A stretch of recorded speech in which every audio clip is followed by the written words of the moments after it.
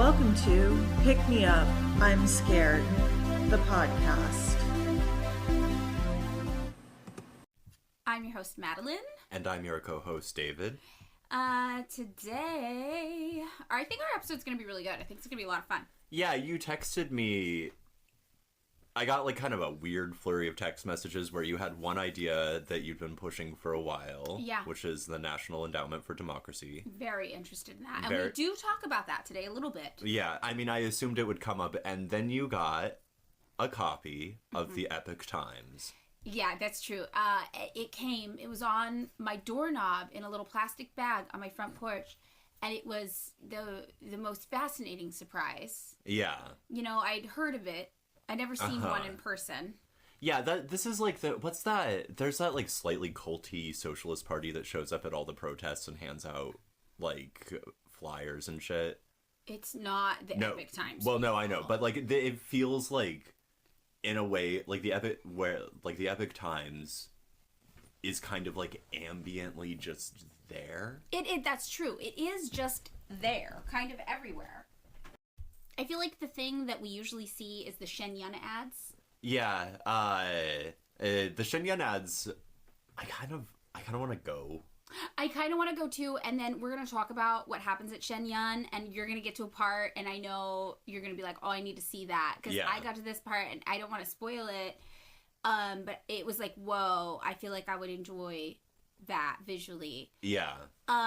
So yeah, and the Epoch Times came to my doorstep, right, and it was wrapped in a Shen Yun ad. Uh-huh. Which was just, it was like seeing a perfect thing. You're like, oh, of course it's wrapped in a Shen Yun ad. It's Christmas Day. I know, yeah. It was exciting to me in that kind of dystopian, I'm obsessed with like CIA and State Department propaganda kind of way. It was like a gift just for me, you know? But yeah, so today's episode is going to be a really fun one. Before we get into that, though, we should do some housekeeping. Book stuff? Book stuff, yes. Thank you to everybody who voted on potential locations for a second book tour.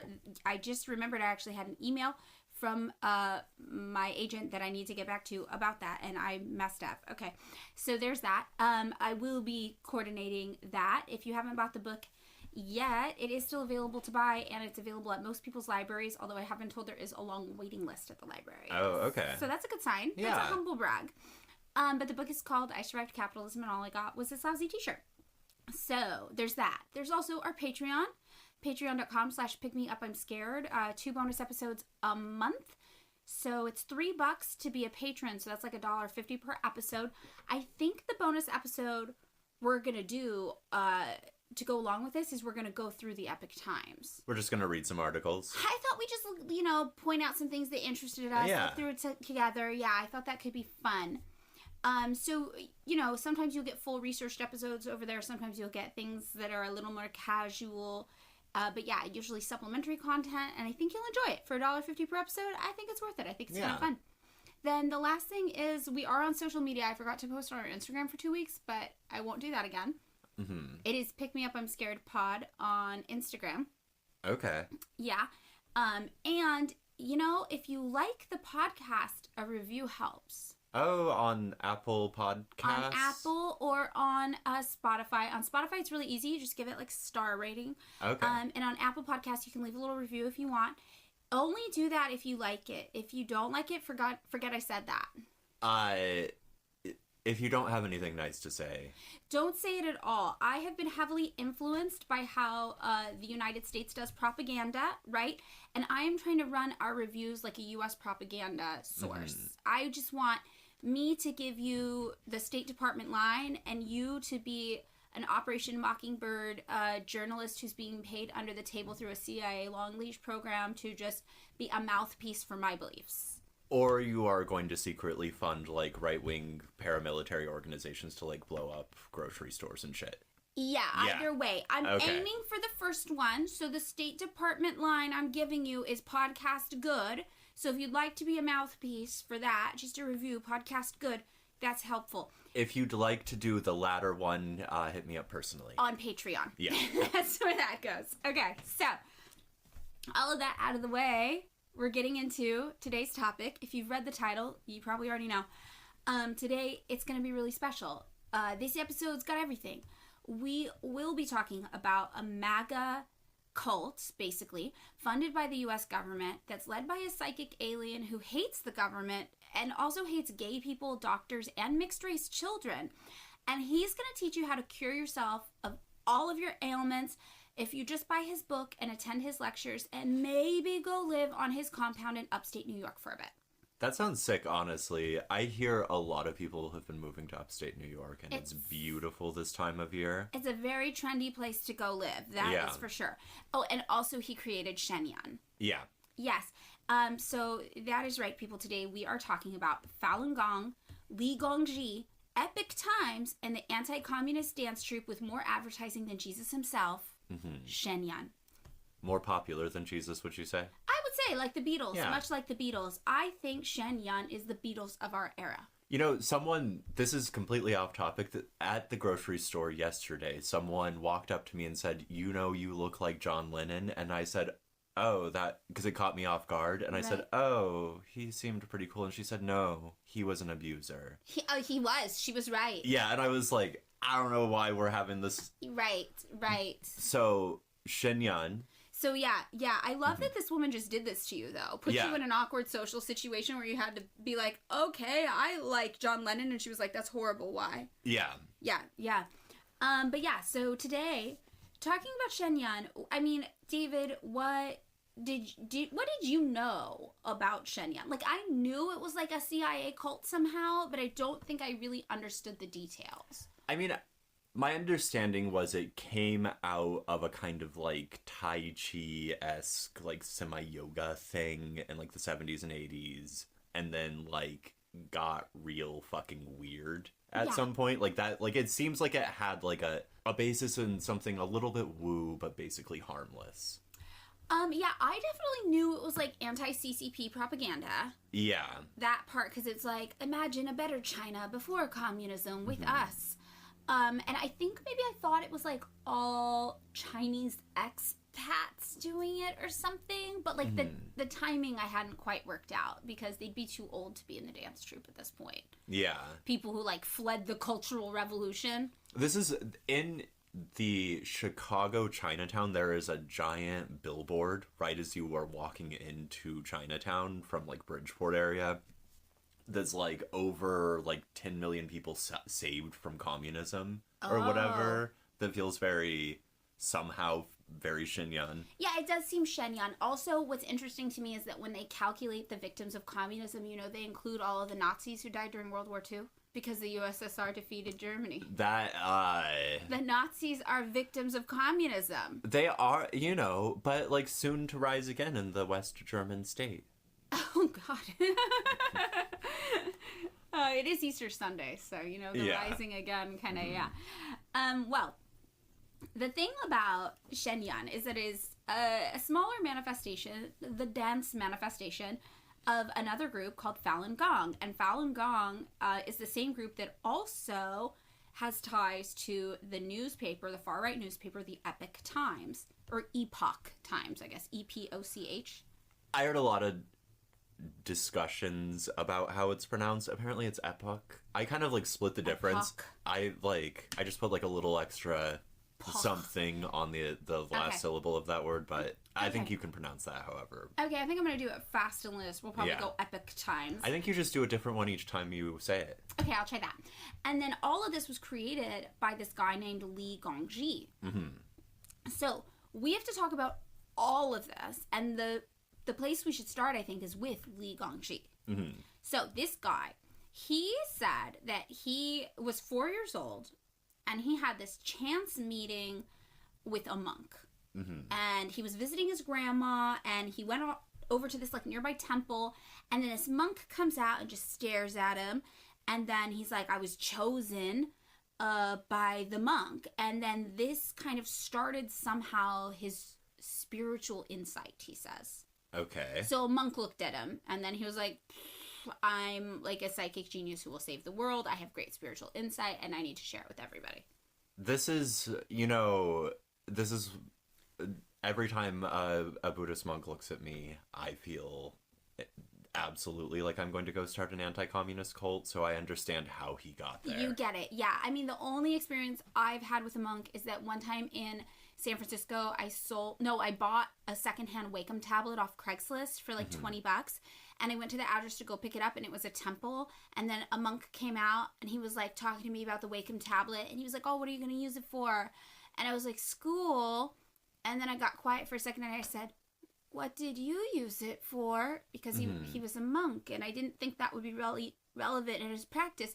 And then he looked at me, and he said, oh, I'm a graphic designer. But he was dressed like a monk. And then I realized I don't understand how that system works at all, and I know nothing about religion or spirituality. Do you remember the time that I spent that, like, weird 3 weeks at the San Francisco Zen Center? Yes. I met one of the... First of all, it's what is it, on Marina Street or something? But it's in a former Jewish boarding school, so there are all sorts of Stars of David every time. Okay. Like, everywhere you look. Stars of you. Absolutely. Yes. But, like, the best monk I met was, like, this, like, 70-something-year-old Scottish woman who had been, like, a groupie and then was, like, a stand-up comedian who, like, spoke in, like, the most incomprehensible Scottish brogue I've ever met and just told, like, toilet jokes the entire time. Wow. And I was like, I think the monks are a lot cooler than we're giving them credit Yeah. for. Yeah. So, Li Hongzhi meets a monk, and then he meets a monk, and then he's like, I'm gonna do it. No, it is Hongzhi. God, why did I write it wrong like half the time? This is my life. So he sees this guy, and he's like, okay, I've had a spiritual awakening, and then he moves through his life, and not much exciting happens till we get to the 80s. So in the 80s, he's working as a grain bureau clerk, and then he takes up music. He's a trumpet player. And while he's doing all this, he's going on a bit of a spiritual journey himself. He's had some spiritual ideas going around his head since the age of 4, remember? Yeah. And he develops Falun Gong. This is what he develops. It's an ideology. It's a mindset. It's a playoff of something that's getting popular. It's like a resurgence in popularity for Qigong at that time in China. Yeah. So Qigong had been kind of like Tai Chi, like a series of like meditative kind of slow movements, good to move your body, good for the brain. But his version, Falun Gong, he came up with on his own. That was Fork yawning. It was a lot more intense. It was not a simple Qigong kind of thing. So Qigong was enjoying this kind of cultural resurgence. People were getting back into it. And he was like, I'm going to do ultra Qigong, basically. And in 1992, he decides to move to Beijing. And he begins to teach people about his version of Qigong, Falun Gong, there.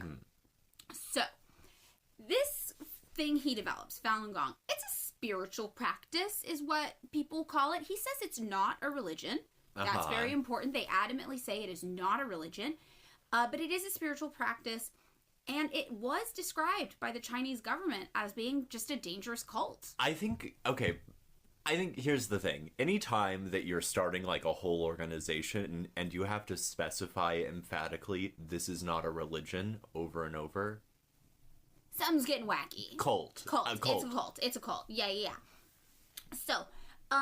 people do say, well, the practitioners have no record of physical violence. That's kind of debated. Some people are like, there ends up being a lot of self-harm going on in this cult. There's also a lot of structural violence they end up instituting on a massive level later on. The organization, people are like, well, it's not coercive. They don't coerce people into joining. But, there is a lot of manipulation and convincing. They start running massive media campaigns to try to recruit people. And, they say that their values are just truthfulness, compassion, and forbearance. That's like what they say they're out there doing. But a lot of the teachings are far more wacky than the simple, like, mission statement lets on. So the organization's website says that Falun means an intelligent, rotating entity composed of high-energy matter, and that it's planted in a practitioner's lower abdomen from other dimensions where it rotates constantly 24 hours a day. I feel like my Falun has been rotating a little bit like cattywampus lately, in this way that I'm not into... Yeah, you gotta go get that, like, energetically healed, for sure. You gotta get that fixed. You don't want that. So, they're like, we're gonna fix that. Also, it might have been put there by an alien. That's what it feels like. Yeah, So... they're like, you got to fix it. But to fix it, you got to come with us. You got to do our practices. Or get some, like, Pepto. Nope, won't work. Because modern medicine is going to kill you. And we'll get into that later. Okay. So if you take medicine, not only are you weak, you're going to die. I mean, like, not no to the former, but I'm still going to take the Pepto. Yeah, no, you're out of the group. So the practices they say you should do instead of taking the Pepto, it's like some combination of tradition that falls maybe like under like Tai Chi or Qigong, right? But you have to do all of these steps. It's like 5 steps you have to do while also learning about Li's teachings. And you have to learn about Li's teachings like under the guise of like understanding this like apocalyptic kind of future that's incoming and cyclical and has already happened so many times before and will already happen like again and again and again because it is written and fated, and like mankind is destined to like be destroyed. And the only person who can maybe save mankind is this guy Li.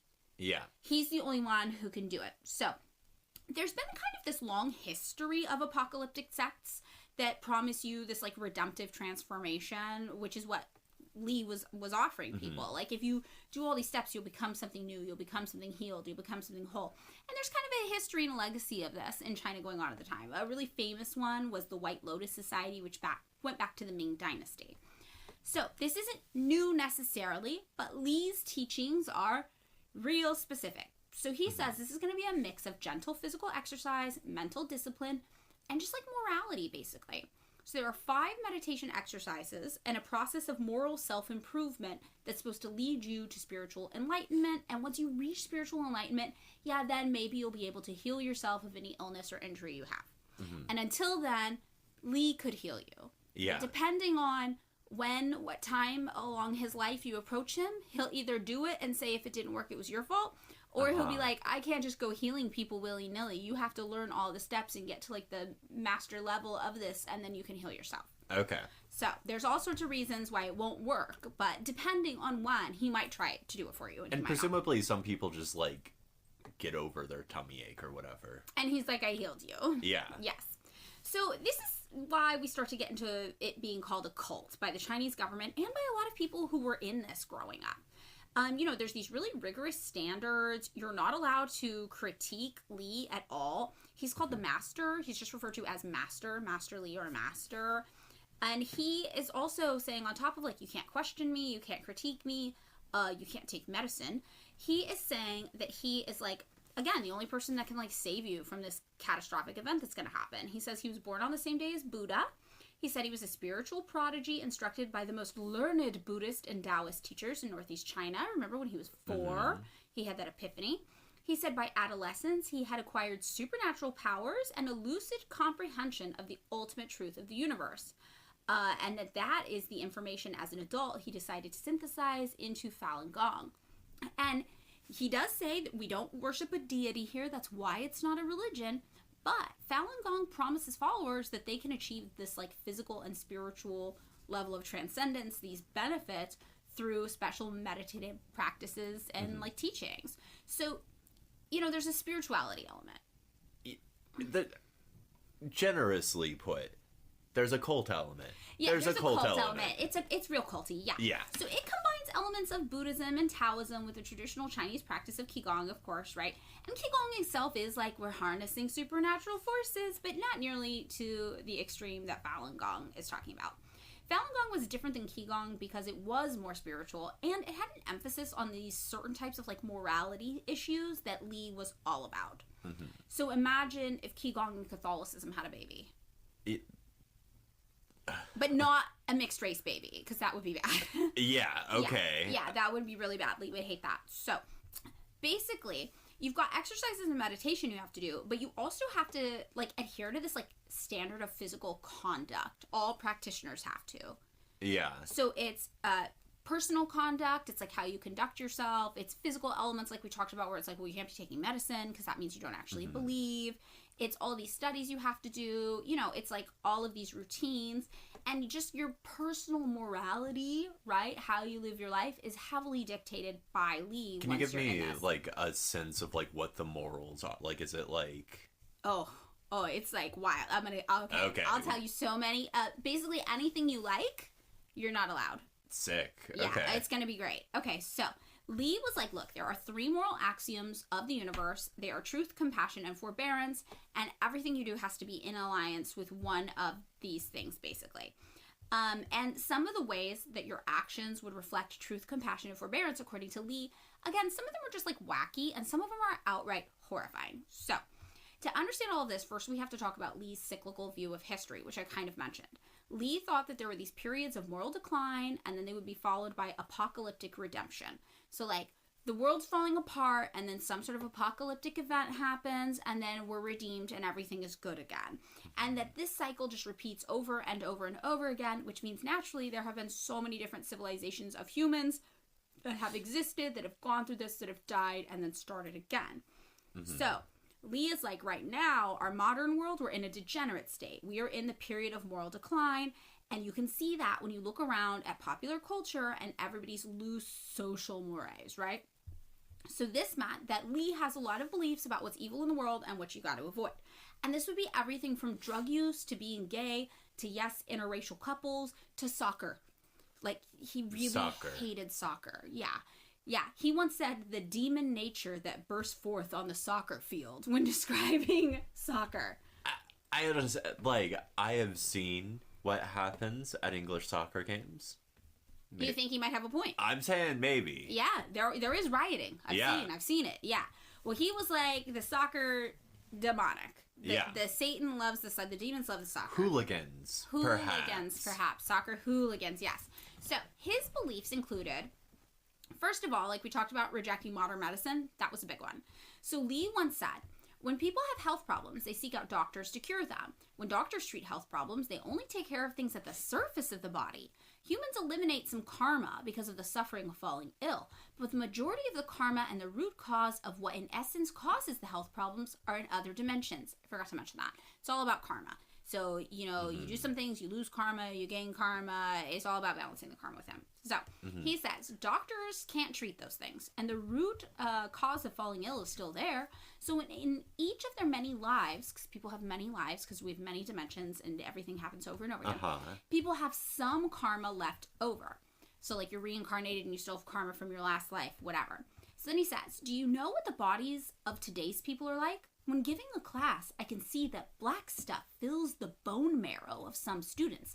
Of course, it can't be seen in this dimension, since karma exists in other dimensions. In cultivations beyond triple world law, the body will be purified to a high degree. This is called an arhat body. Wait, hold on. I'm sorry. Go back. Triple world. What the fuck is triple world? I think it has something to do with his 3 axioms of how you're supposed to live. Okay. Yeah. It's a lot, though, so you're gonna have to just... I'm just gonna have, like you're like gonna have all to fake cults, it till you make it, yeah. There's a lot of stuff that I'm just gonna have to nod along with. Yeah, you just gotta nod along. So, the body at that time, after you go beyond the triple world law and your body's purified to a high degree, and then you get the arhat body, the body then has to be improved to the point of being a body of high energy matter, having not so much as a single ordinary human cell. You're not human anymore. From the surface, it will look the same as an everyday person's body. You're going to look the same, but it'll be different. And at that time, there will no longer be sickness karma because worldly health problems can no longer affect that high energy matter formed body of yours. Upon your leaving triple world law, all of your sickness karma will have been pushed out. So you're supposed to hear this and be like, right, upon leaving my triple world law, all my sickness karma is pushed out. I think this is like, right, all of these sort of things like promise you the same thing, which is like, you're pretty unhappy. Yeah. You feel pain because you're like a person. If you do this shit, you won't be unhappy or feel pain. Right. As opposed to just being like, well, that's kind of that's like the deal with being a person. Sorry. Yeah, no, this is true. But the feeling pain thing, they're like, you've got to just suffer through it. Like, one follower said, talking about, like, seeking, like, medical help, like, proper medical help, he said, well, it means you're a bad practitioner. It means you do not fully trust Master Li. If you take any kind of medication or go to a hospital even. And Elise Thomas of the Institute for Strategic Dialogue noted Falun Gong has a history of rejecting modern medicine, which obviously intersects neatly with the beliefs of many anti-vax communities, which we'll get into later. Then there's this guy, Ben Hurley, who's an Australian now based in Taiwan, and he used to be a practitioner, and he talks pretty openly about his experiences being in Falun Gong. And he said, they've been anti-medicine for a long time. Many ex-believers know many people that have died from treatable conditions. It's their belief that they don't need medicine because they're superhuman beings. In Falun Gong, the teachings are you don't acknowledge illness. So, great, as you can tell, really awesome.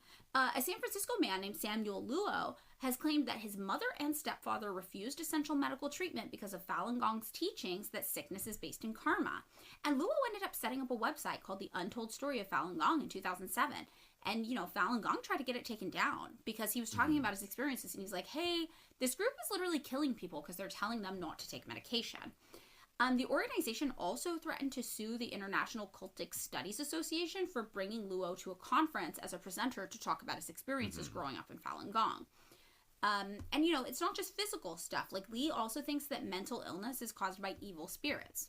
So, being a member of this group then would, really discourage you from pursuing any sort of medical practice. And what goes along with this is this idea that Li has healing powers and that you'll probably get healing powers from him too. And, eventually all of your people 3 world cells are going to be replaced by human cells that can survive anything and you don't get sick anymore. Yeah. Yeah, exactly. You're getting it.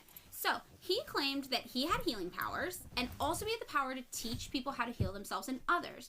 And he's like, I can teach my followers to cure illness just using my energy and power. And this one 14-year-old girl actually got, quote-unquote, healed by Li in New York. And she described having to meet him at his compound in upstate New York to help cure her of an eating disorder. And she got there and she was like, I'm not sure what's going on. She was kind of raised in Falun Gong. Her mom was really into it. But she didn't know what to expect. She knew the Master Li was really important. And he comes in and he starts doing his healing. And she's like, oh, it's an exorcism. I'm being exorcised. Oh, okay. Cool. I got it. Yeah. So like, her head's spinning. Yeah, she's doing projectile vomiting. She's crab walking backwards. Yeah. Yeah. No, so she's like, I grew up in this cult. And I thought Master Li was like basically a god. Like, I thought he could read my mind. I thought he could heal anybody. But the process of him trying to heal her, she was like, it was so ridiculous that is literally the moment I stopped believing in all of this. I was just like, what? Like, this doesn't even make sense. This is just a weird, pathetic little man. So after the exorcism, though, her mom put her in the car and they drove home and she said, you're all better. You're normal now. Now I love you. Oh. I know. That's really sad. Really, really, really sad. And yeah, because he could heal everybody or you could heal yourself, Li did order Falun Gong practitioners not to take medicine when they were sick, and because of this, 1,400 of his followers did not seek medical care for preventable diseases or curable illnesses and died, which is significant. So, after you rack up 1,400 bodies... I mean, I feel like someone's gonna say something. They did, and the Chinese government did say something. But also, he had to change his tune on it. Because if you got 1,400 people dead, people are gonna notice what you're saying is not matching up with what's happening. Yeah. So, this is when he changes his mind. And later in his career, he gives this interview, and he said, now, something to know about him that's important, again, is he started in China, and then he came to the United States. So he says, in mainland China, when people had health problems that were hard to treat, there were other people who would tell them, you should hurry up and go learn Falun Gong. You'll get cured as soon as you start practicing it. And he says, why was it this way? It was because the adjustments Falun Gong cultivation makes on people's bodies are very rapid. They call these processes like cultivation. Like the more you study and learn it, it's cultivation. So he says, you do this cultivation and it's really rapid changes to your body. So when people came to learn the practice, they will get the best results if they hold no thought of healing their health problems. That's because cultivation requires people to not have attachments. So they will be cured if they don't have any pursuits. As soon as a person has a pursuit, it is an attachment, and the results will instead be bad. If you say, I just came to have my health problems treated, then you have attachments, because spreading the great law to the world is not done with the goal of treating health problems, but saving people. Well, hold on, let me finish this one. Our curing of health problems is our adjusting the bodies of those to be saved. Okay, so you get it. You get what happened here? If you didn't get saved, you wanted it too bad. Yes, exactly. Okay, ding, wait. Ding, ding, ding, ding, ding. This is so smart, like in a bad, evil way, because he's got an out. Yeah, he can say, disciples of Falun Gong don't have health problems as long as they come here pure of heart, not just trying to be selfish and cure all their health problems. Like, so if you have health problems and they're not getting healed, it's because you're focusing on them too much and being really selfish, and that's your fault. That's such a mind fuck. That's right? So that you're like, I'm sick and dying and it's my fault for not being better. Yeah, but also, like, I could get better if I just ignored the thing that is making me sick and dying. Yeah. Oh, yeah. Really bad. Really dangerous. So, now he changes his tune after the 1,400 people die, and everyone's like, hey, we noticed 1,400 people died. And he's like, no. Now, I can't cure you, actually. You have to cure yourself. And you can only cure yourself by learning how to do this. And if you do it right, though, it'll also, this is where it gets even weirder. Curing yourself actually means helping you escape from mortality and flying to a place that I'm calling heaven. This is I'm getting... So you cure yourself by dying, basically. So the 1,400 people, potentially... just cured themselves and are actually a success story. This is actually, like, you know, in a kind of... nihilistic way, dying at the end of a well-lived life, rest. Yeah, I don't think, though, based on his other beliefs, that if you have been in Falun Gong too long, I don't think you're living a well-lived life, I'm gonna say. So, and also, it's worth noting that if you want to learn how to do all this to cure yourself and fly to heaven and be a totally different being, an entity with no issues, whatever, you're gonna have to buy his books and attend his classes. That's always the rub. Yeah, you gotta pay money for that. Sweet money for that. Okay, so the reason why, though, I think if you were to go through all this and die, it would not be a death after a well-lived life, is because the rest of his beliefs are so horrifying. So, the whole thing about racism. Li believed that mixed-race children were, quote, pitiable, that's his word, and he says, physically and intellectually incomplete. Yeah. And this stems from... I know, you're just, like, beaten down by him. Okay, go on. Okay, so I'm going to explain kind of his outlook, and then I'm going to read you a quote. Here's what I'm going to do for the rest of this. I am a new Falun Gong acolyte. I'm just going to let it wash over me and just say, like... probably for the best. Get converted. And if at the end of it I am not healed of my sicknesses... you'll just die. Which will also be healed. Like, literally, I will be healed of my sicknesses. If you die. If I die. Yeah, that's true. That's real true. So either way, you're going to be healed. You either live or you die. And both of them are a win for him. Yeah, okay. Let's go. Okay, so his whole thing about mixed-race children is he's like, look, heaven is segregated. So every culture... not even culture, just race, really. Every race has its own gods and its own heaven. And mixed race kids, nobody knows where to put them. It's like when you go to prison and they have to put you in, like, a gang based on your perceived race or ethnicity. The guards do it to try to pit the prisoners against each other so they don't rebel against the guards. So when you go to prison, the first thing they do is decide what race they think you look like. Heaven is a prison, is what you're saying? Yes, exactly. It's like that. That's what they're doing in heaven. They're segregating it like a prison block to try to, I don't know, pit you against each other or something. So, here's his quote. He says, different divine beings created their own different peoples. And in history, those divine beings have all along been taking care of the people they themselves created. White people are white people. Black people are black people. And people of the yellow race are people of the yellow race. Any ethnicity in the world is a race that corresponds with the heavens. After mixing blood, people no longer have their correspondence to the divine beings in the heavens. And then it is possible that none of the divine beings that created humans will take care of them. Then, with regard to these peoples, they're very pitiable. Some people might be wondering what to do. Then I'll tell you, don't be anxious. I am talking about the situation at the human being's surface. Since humans' main souls haven't mixed, if people want to cultivate, I can enable them to cultivate. If you can cultivate to the last step, you can consummate all the same, and there won't be any distinction. Cultivation won't be a problem. Wait.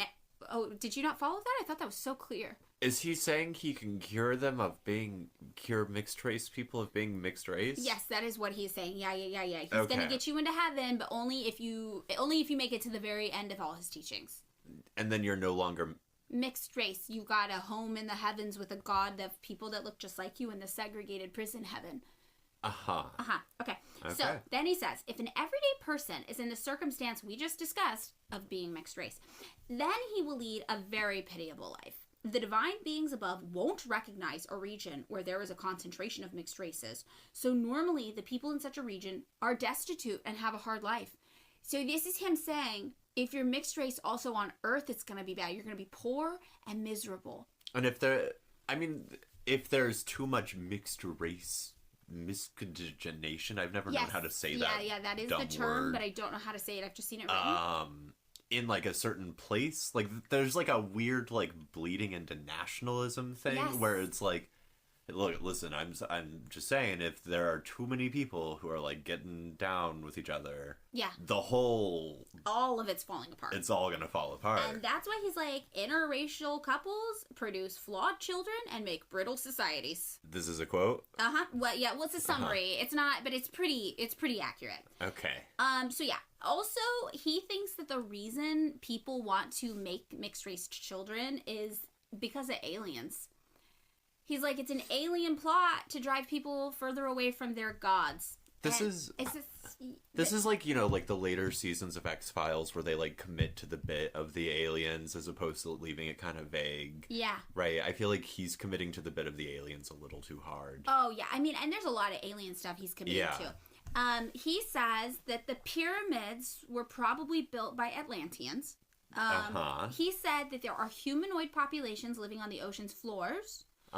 He said that some aliens look similar to human beings, and U.S. technology has already been used to detect some aliens. But the only difference really between aliens and people is that aliens can be, quote, quite enormous. This is like the 90s, early 2000s this is happening. Yeah, pretty much, yeah. Right.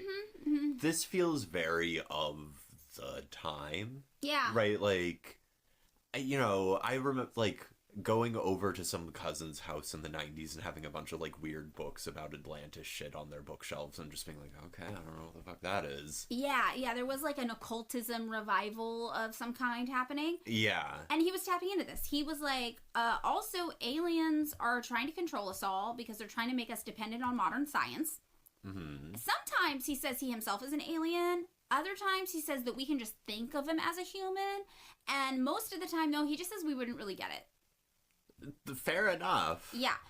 He also said that there was a 2 billion-year-old nuclear reactor found in Africa that was an artifact of an advanced ancient civilization, so like ancient aliens mode. And he's like... Or is he doing like the cyclical apocalypse thing? It's like both. He's basically both. Like, it's been around... Earth has been around for so long, humans have lived and died on it a million times, basically. Okay. So this was like a different civilization 2 billion years ago that lived on our Earth, and they lived, and they became advanced, and then they got wiped out because they had loose morals, and they were all into, like, being gay and taking medicine and being on computers. And miscegenation. And having mixed-race children. Yes, yeah. And he's like, and there you go, boom, society collapsed, just like I said. So, talking about aliens in one interview, he said, the aliens come from other planets. The names that I use for these planets are different. Some are from dimensions that human beings have not yet discovered. The key is how they've corrupted mankind. Everyone knows that from the beginning until now, there has never been a development of culture like today. Although, it has been several thousand years. It has never been like now, though. The aliens have introduced modern machinery like computers and airplanes. They started by teaching mankind about modern science, so people believe more and more science, and spiritually, they're controlled. Everyone thinks that scientists invent on their own, when in fact their inspiration is manipulated by the aliens. In terms of culture and spirit, they already control man. Mankind cannot live without science. The ultimate purpose is to replace humans. If cloning human beings succeeds, the aliens can officially replace humans. I'm sorry, this is actually the plot of X-Files. Well, maybe they were really into Falun Gong. Okay. Maybe X-Files is some long-leash CIA propaganda. Oh, no. I know, it probably is. It probably is. So, he continues. Not Scully. Not the Catholic cop. Yeah. So he says, why does a corpse lie dead even though it is the same as a living body? What? Yeah. The difference is the soul, which is the life of the body. If people reproduce a human person, The gods in heaven will not give its body a human soul. The aliens will take that opportunity to replace the human soul, and by doing so, they will enter Earth and become Earthlings. So what he's saying is some people have alien souls, and they look like humans, but so they're like not. an invasion of the body snatchers. Yeah, that's style? in here too. Yeah. Okay. And then he says, when such people grow up, they will replace humans with aliens. They will produce more and more clones. There will no longer be humans reproduced by humans, because you just got the human bodies with the alien souls, and then they end up banging each other and making alien babies. Do they know they're aliens? Well, I don't know about that, actually. We probably have to pay more to study more to learn that. That's probably not in the free editions. We probably have to pay a lot. Yeah. So when I join, I'll ask when I get to the pro level. So he says they will act like humans. Oh, no, they know. You know what? They know they're not humans, because he says they will act like humans, but they will introduce legislation to stop human reproduction. Yeah, but is this like one of those things where they're like an unconscious, like, Manchurian Candidate style guy, like, but they like a sleeper agent. But they've been like hypnotized, so they're doing it, and they're just like, I don't know why, but I feel like I want to introduce alien legislation. Yeah, the thing that gets me is we'll find out later he's real anti-abortion rights. But he says they will introduce legislation to stop human reproduction. Oh, that makes sense. He's saying you know that they're aliens because they want to fight for abortion, and abortion stops human reproduction. But not alien reproduction. No, just human reproduction, yeah. So this all goes along, too, with how he knows this. How does he know all this? Because he's an alien. Well, because he's kind of an alien, but he's not really an alien. You can think of him more like a human, but, like, he's kind of an alien, but, like, you wouldn't get it. Because all of his cells have been replaced with, like, cells that aren't human cells from a different dimension. Okay. Got it. But the real reason he knows all this is that he's psychic. Oh, yeah, I did hear something about him doing, like, a reading with ears. Yeah, I mean, he can literally read everyone's mind. And also, he has heavenly bodies out in the world that read people's minds too and then report back to him.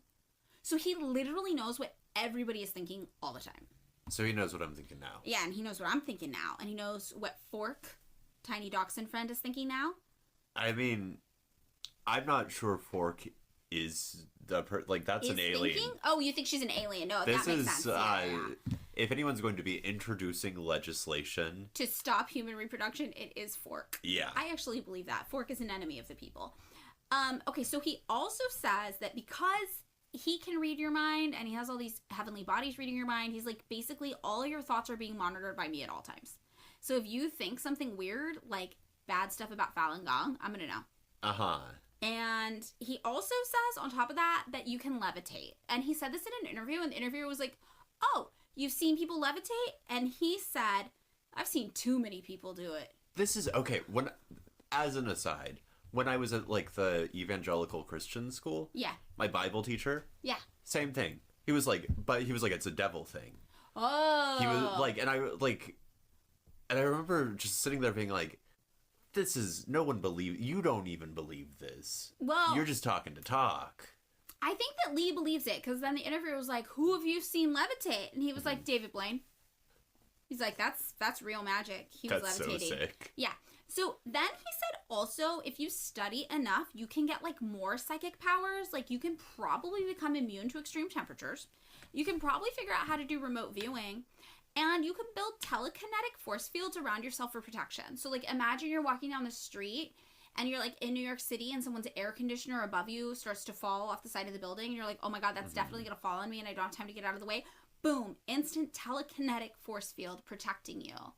And it falls, but it hits the force field, not you, and then you're fine. He can teach you how to do that. I mean, as a person who gets, like, I'm going to say randomly assaulted on a higher than average. You need this. This is up my alley. He's really going to help you. Yeah. Also, evolution. That's a problem. Like that we're evolving wrong? No, we're not evolving. Lee thinks evolution is fraudulent. Like, do you remember when he talked about how he found a 2 billion year old reactor from ancient human civilization? Oh, yeah. So because it's like cyclical, it's not developing, and it's just like people.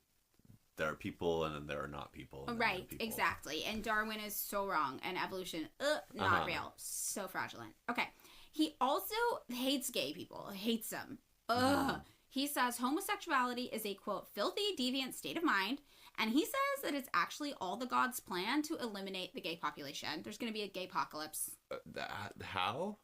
I don't know. He probably has said a lot of things, I'm willing to bet. Yeah. I didn't get that in the free edition either. You probably have to pay to learn how the gods are going to eliminate all the gays from the earth. Do you get the impression that, like, if you start a cult, right? Yeah.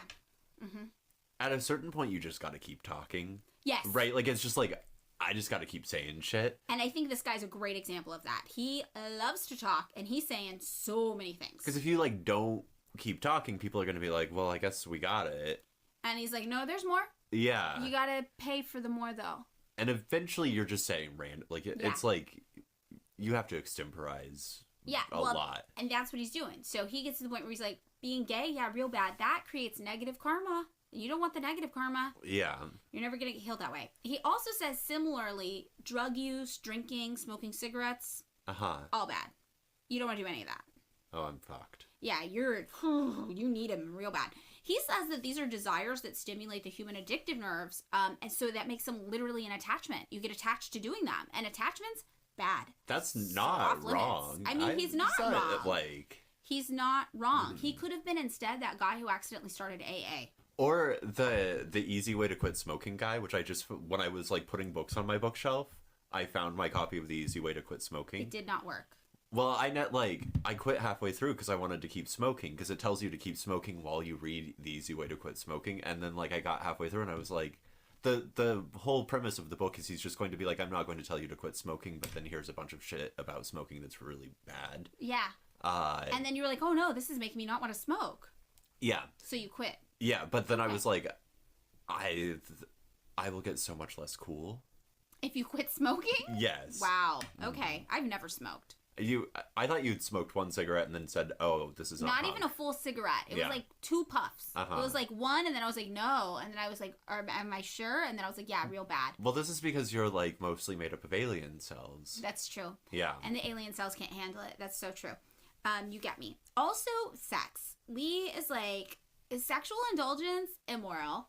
Violation of God's basic moral standards for human beings. If you're having sex, you're definitely not going to be able to heal yourself of all the diseases because you got all these attachments and desires, and that's so bad, and it's going to create all this negative karma. Yeah. Right. Also, something he loves, misogyny. Loves it. Loves it.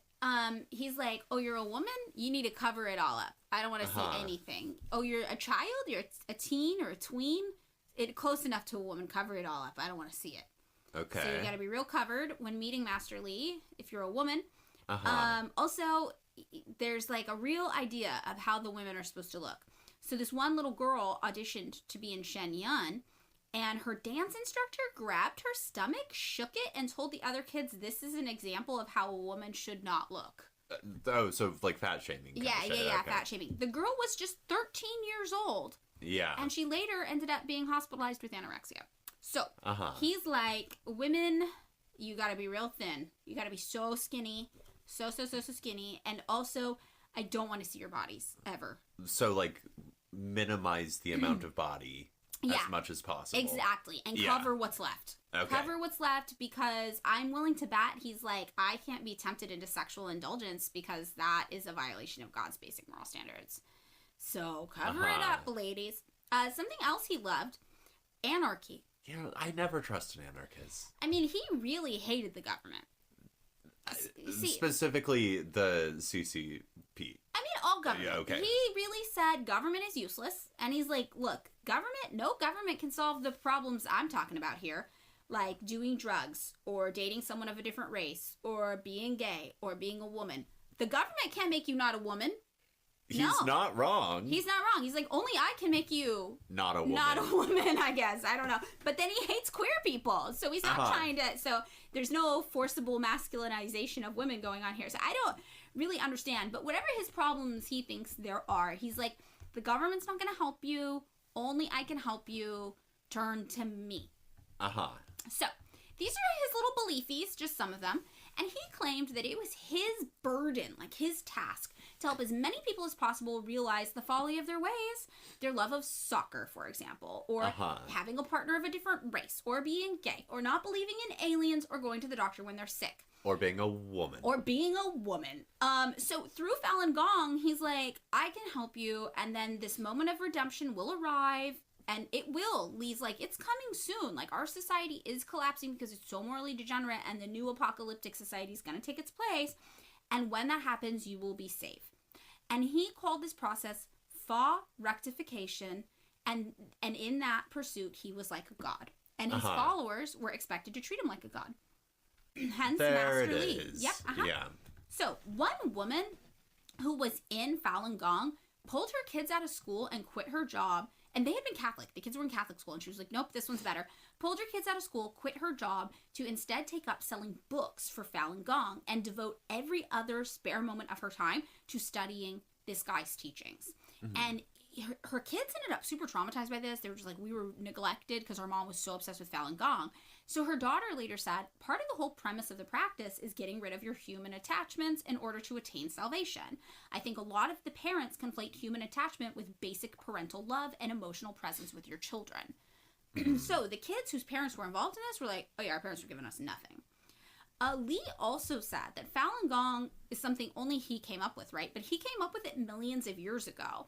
And that he had imparted Falun Gong to the people on several previous Earths.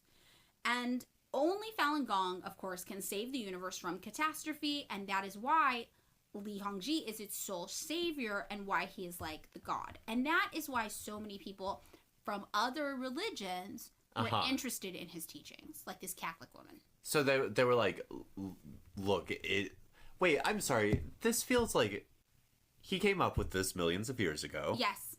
He's tried to persuade people. He does successfully in every lifetime, and but then the apparently losers just die. Oh, okay. So there's like, this is very much an elect thing, right? Like this is like this is like Bizarro World Calvinism. Yeah, people. Yes, definitely, and I think that people think they're going to be saved. Ostensibly, everybody dies in the apocalypse, but the ones who are good get to go to heaven. So it is very similar to Christianity in a lot of ways. Yeah. A lot of the homophobia very similar to like Orthodox right-wing Christianity. Yeah. Can be. I mean, obviously not every Christian church hates gay people, but a lot of them do. You know, so it's not too far off from other religions that we hear about. But I think that the difference is that it hinges on this one charismatic leader who's alive right here in front of you and who tells you he's the only one who can help you, and it's all about him. Wait, he's still around? Yeah, he's still around. Oh, okay. Yeah. He is. This guy's still doing stuff. He's alive. Okay. Yeah. Well. Yeah. So, this is the guy and the belief system we are talking about. All right, and if you're wondering how the heck does the CIA come to play in all of this, I cannot wait to tell you. Okay, so all of this really got started in 1992. So it was a lot more recent, maybe, than you're thinking, right? So Li Hongzhi registers Falun Gong with the Chinese government as a social organization in 1992. And to go along with this, that same year, he writes a book called Zhuan Falun, explaining his ideas. And it really stressed the demonic and apocalyptic themes that other Qigong texts at the time, remember, which was what this kind of based on that was popular, they had kind of hinted at it, like, maybe there's something dark in the world that causes you to feel this way. He was like, it's straight up demons and aliens. And I'm assuming there's no distinction between it's alien demons, demonic aliens. I kind of think, though, that he really loves world building, so I think there is a distinction. Okay, so this is like, a lot of these guys, this is some L. Ron Hubbard shit. It's like a failed sci-fi writer thing. Totally, exactly. He's building worlds. He's coming up with stories. So, in 1993, he creates the Chinese Qigong Association. That's the name of the group that's, like, registered with China as a social organization. And by 1994, he's like a pretty big player in the world of Qigong. People are like, oh, you're into Qigong? Have you heard about this guy Li and his Falun Gong stuff? Because it's next level. It's like, this is like when you're like when you're getting into something and they're like, oh, no, you gotta get the hardcore shit. Like, you gotta get like the real... He's the real hardcore guy in this world. So from 1995 to 1997, Li amasses tens of millions of followers of this. Yeah. Like, a lot of people. And Falun Gong gets so big so fast that they start to hold these, like, massive gatherings. And by the mid-90s, there were more than 2,000 Falun Gong practice stations in Beijing alone. Uh-huh. So it's everywhere. And Li, around this time, leaves the Chinese Qigong Association he had created, and he instead goes on this international lecture tour throughout Taiwan, Southeast Asia, Europe, and Australia. Now, as this is happening, the CCP is starting to take notice, right? Uh-huh. They're like, yeah, but 1,400 of this guy's followers died? Like, what? This is giving real cult vibes. But they had been trying to be easy on it because they didn't want to come across as being, like, too hard on religion around that time because of some other issues they'd been going through. They were like, it would look bad if this was a religion and we just shut it down super hardcore. But also, remember, they keep being like, it's not a religion. Yeah. So they're like, okay, it's not a religion. You guys are saying that, and over 1,000 people are dying because you're convincing them not to take medicine, and tens of millions of people are getting interested in this. This looks like a problem. So in July of 1996, the CCP bans the publication of Li's writings, which includes the Zhuang Falun. Uh-huh. So Li, though, up to this point, had already amassed $5.4 million through the publication of Falun Gong materials, including that book. And it turns out he'd also been committing some pretty hardcore tax evasion. That's always there. Like, if you're like, the principal thing that cults don't seem to believe in, or religions for that matter. Taxes. So the CCP is mad at Li. And this is important because later Falun Gong is going to claim that they were just products of harsh communist repression and they were having their freedom of speech limited. But the CCP is like, no, you're a cult that's literally convincing over 1,000 people to die. And also you're committing tax evasion, and you're clearly doing this to get super rich because you've made over $5 million from it in 1999 money. Yeah. So this is kind of the battle going on, and Li had seen the writing on the wall. He skipped town, arguably, because he knew that he was going to get caught in whatever, you know, what I would think is a grift. But whatever he thought, he's like, the Chinese government's not going to be cool with this for long. So in 1997, he became a U.S. citizen very quickly, suspiciously fast, some might say.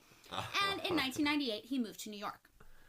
So 1999 comes around, and Falun Gong is still really popular worldwide now. It's huge in China, but he's kind of brought it along with him to the United States. And the CCP estimates that by 1999, Falun Gong has 70 million followers. Li estimates that it's more like 100 million followers. Damn. This thing is massive. And Zhuang Falun, while being banned for publication in China, has already been translated into 9 different languages. Okay. And experts say Falun Gong became popular in the 1990s largely because many followers claimed to have been healed of diseases that modern Western medicine couldn't treat. People were going out being like, I had this disease Western medicine couldn't treat, and then I did Falun Gong and I got healed. But people from the government and other people who were looking at this all suspiciously were like, this guy Li is a charlatan and a fraud. Like, he's not actually healing anybody of anything. He's just taking your money.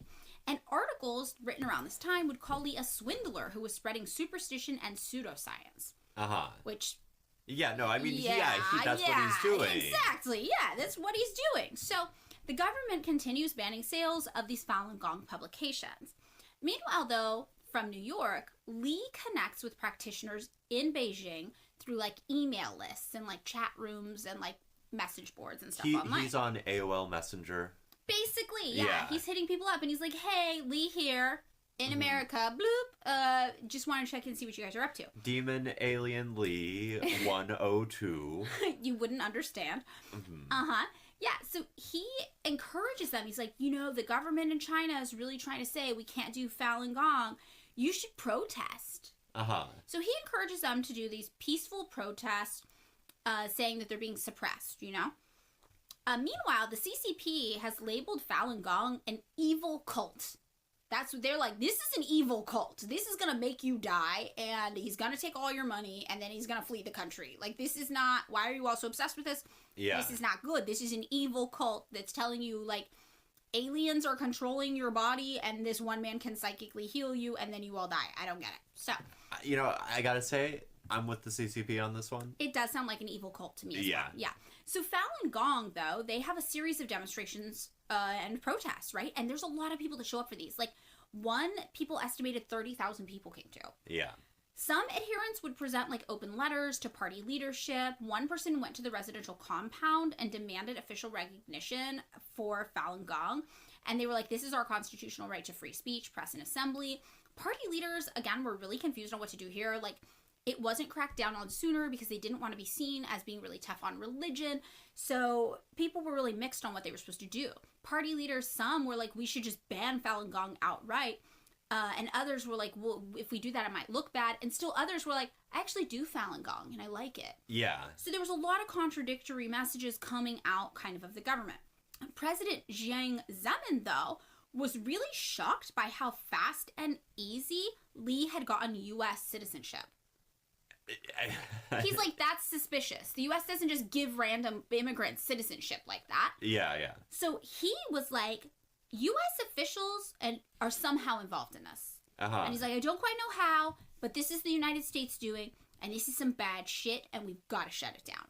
So the CCP ultimately declared the group illegal on July 21st, 1999, and issued an arrest warrant for Li, which was largely symbolic because he didn't live in China anymore. So under Article 300, cult leaders and recruiters might be sentenced to 7 or more years in prison under this law. So there's that, and then there's also cult members who disrupt public order or distribute publications. They can be sentenced to from 3 to 7 years in prison. So during the first 2 years of the crackdown, the people deemed to be recruiters or cult members who were disrupting public order, there was a lot of them. There was between 150 to 450 people, and they were tried for various crimes pertaining to this law and sentenced to prison terms of some people up to 20 years. Damn. Yeah. And the Chinese legislature, a few months after this, officially passed an anti-cult law, and it did allow you to practice whatever spiritual practices you had in your home, but it was like, you can't go proselytizing this stuff to other people. That, okay. Private practice only, they're like, do what you want in your house. Not to sound illiberal as a person. Yeah. I like that. Yeah, it's not bad to me. Like, that makes sense. Like, I'm like, I don't know. Maybe don't go proselytizing some dumb culty bullshit. Yeah, I feel like I would do one step further. I'd be like, do it in your home, do it in designated places of worship, but don't proselytize. Yeah, just don't talk about it. Don't talk about it. Don't do that. None of this really mattered for Li, though, because at this time he was living in Queens in New York. Okay. Right. So the year 2000 comes along, and the United States has been paying attention to what's been happening with Falun Gong. And remember, China was like, you guys gave this guy citizenship so fast, what's going on? But U.S. Congress is doing specifically, they recognize that this is a great opportunity to talk about how evil and repressive China is. Uh-huh. So members of Congress start making public pronouncements and start introducing several resolutions in support of Falun Gong and criticizing China. Presumably, like, ignoring all the alien devil shit and just being like... Yeah.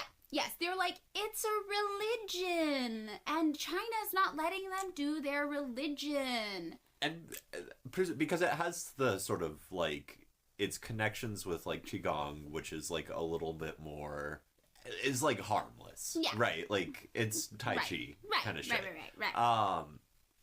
And so presumably there's, like, this veneer of, like, oh, they're basically not letting people do Tai Chi. Well, like, no, the U.S. approach was really, this is a religious thing, and we are the country of land of freedom of religion, and look at those bad guys not letting these people do their small, harmless religion where 1,400 people were killed because they convinced them modern medicine didn't do anything, and all you had to do was listen to this one guy, Li, who would give you an exorcism, and then you would be healed, and also you talk to aliens. Yeah, I mean, I, like, the 1,400 people thing, like, that's real bad. Oh, yeah, real bad. That's half of 9/11. That's half of 9/11. But I'm also just sort of like, I don't know, even if 1,400 people had not yet died, and someone was just like, hey, I've amassed millions of followers to a thing that is like devils and aliens and don't do medicine, and also we hate gay people and women, I would be like, oh, look, we're gonna, like... Yeah, we don't need this. We don't need this. Nobody's benefiting from this except for that one guy. But no, U.S. Congress sees a political opportunity here, a moralization happening here where they can be like, oh, we can be the good guys who love religion and freedom of religion, and China can be the bad guys who are repressing people's religion. So this is just the beginning of U.S. public support for Falun Gong. Yeah. So Also, something happens in the year 2000 that is major. And this is the year that depending on your pronunciation, the Epoch Times is published. The Epoch Times. The Epoch Times. It's super epic. Epic is just what I default to. No, I think it's epic. Okay, I'm just going to say epic. I'm going to say epic. Okay, so what is... I can't say it. The Epoch Times. You don't know what to say. I don't know what to say. So what is it, though? I do know what that is. It is a far-right international multi-language newspaper and media company that is still extremely active today, decades later. Do you know what they're... Because they're like, they just like pass it out. Yeah. I mean, I do know since I got one for free on my doorstep today, which is work because I live in a back house. You have to come down a long driveway to get that. No, I mean, I'm sure they have a map. But, right, do you know what their circulation is? It's massive. It is so, I'm going to get into it. Okay. It is so massive. And there's not just one. Remember, there's many different variations of this newspaper because it comes across, and it's international, multi-language. So, today... In general, it's based in New York City. It's part of the... God, I'm going to have to say it so many times. Epoch. Is it not Epoch? I think it's epic. Okay. I think it's with like a little bit of emphasis on the second syllable. I think it's Epoch. Epoch. Or some shit like that. I'm just going to say Epic. Part of the Epic Media Group. Okay. So in 2010, their address was 34 West 27th Street, and I really want to go visit it next time I'm in New York. And it was in a building labeled with the word freight on top, very nondescript. And Politico actually went there in 2010. And they said, when the hunter green double door in front is shut, the place looks like an old apartment building or storage facility, maybe abandoned. And it was sandwiched in between a wholesale tourism shop called I Love New York and a wig store called Hair Motion. So this was the headquarters for this newspaper in 2010 that was founded in the year 2000. So just in a decade, we see the growth from there. And today, over a decade past that point, it is available in 21 countries. Print editions exist in 8 languages: English, Chinese, Spanish, Hebrew, Vietnamese, Japanese, Korean, and Indonesian. It has websites in 35 different countries, but it is blocked in mainland China. And it is just a news source, generally, that portrays itself as being neutral, independent, and public interest oriented. However, this could not be further from the truth.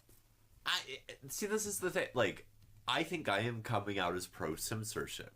That's what I'm learning from this, is I'm like, the CCP is right, ban that shit. Okay, this is the thing. This is the issue with me getting older and being like, I stray further from anarchy every day, where I'm just like, well, this is something I've always kind of believed. I'm like, I really don't believe in freedom of speech. I don't really care about freedom of speech. I think if people are saying things that harm large groups of people, that are harmful, that incite violence, that make people fearful for their safety, I think there's some shit you should just not be able to say.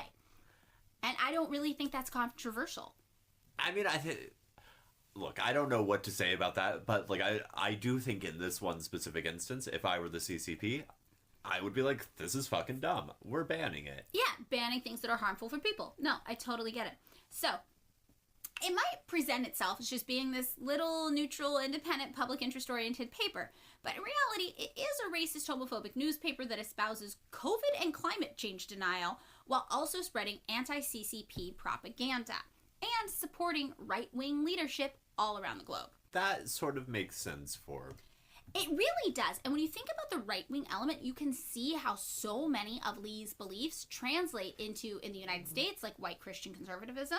Yeah. Right? Like, don't be gay, keep it white, don't have mixed race children, don't do drugs, don't have sex. Like, it really does fall in line with a lot of conservative ideology. No, I mean, this is one of those things, like, the people at the evangelical school that I went to would have believed that this guy was the devil.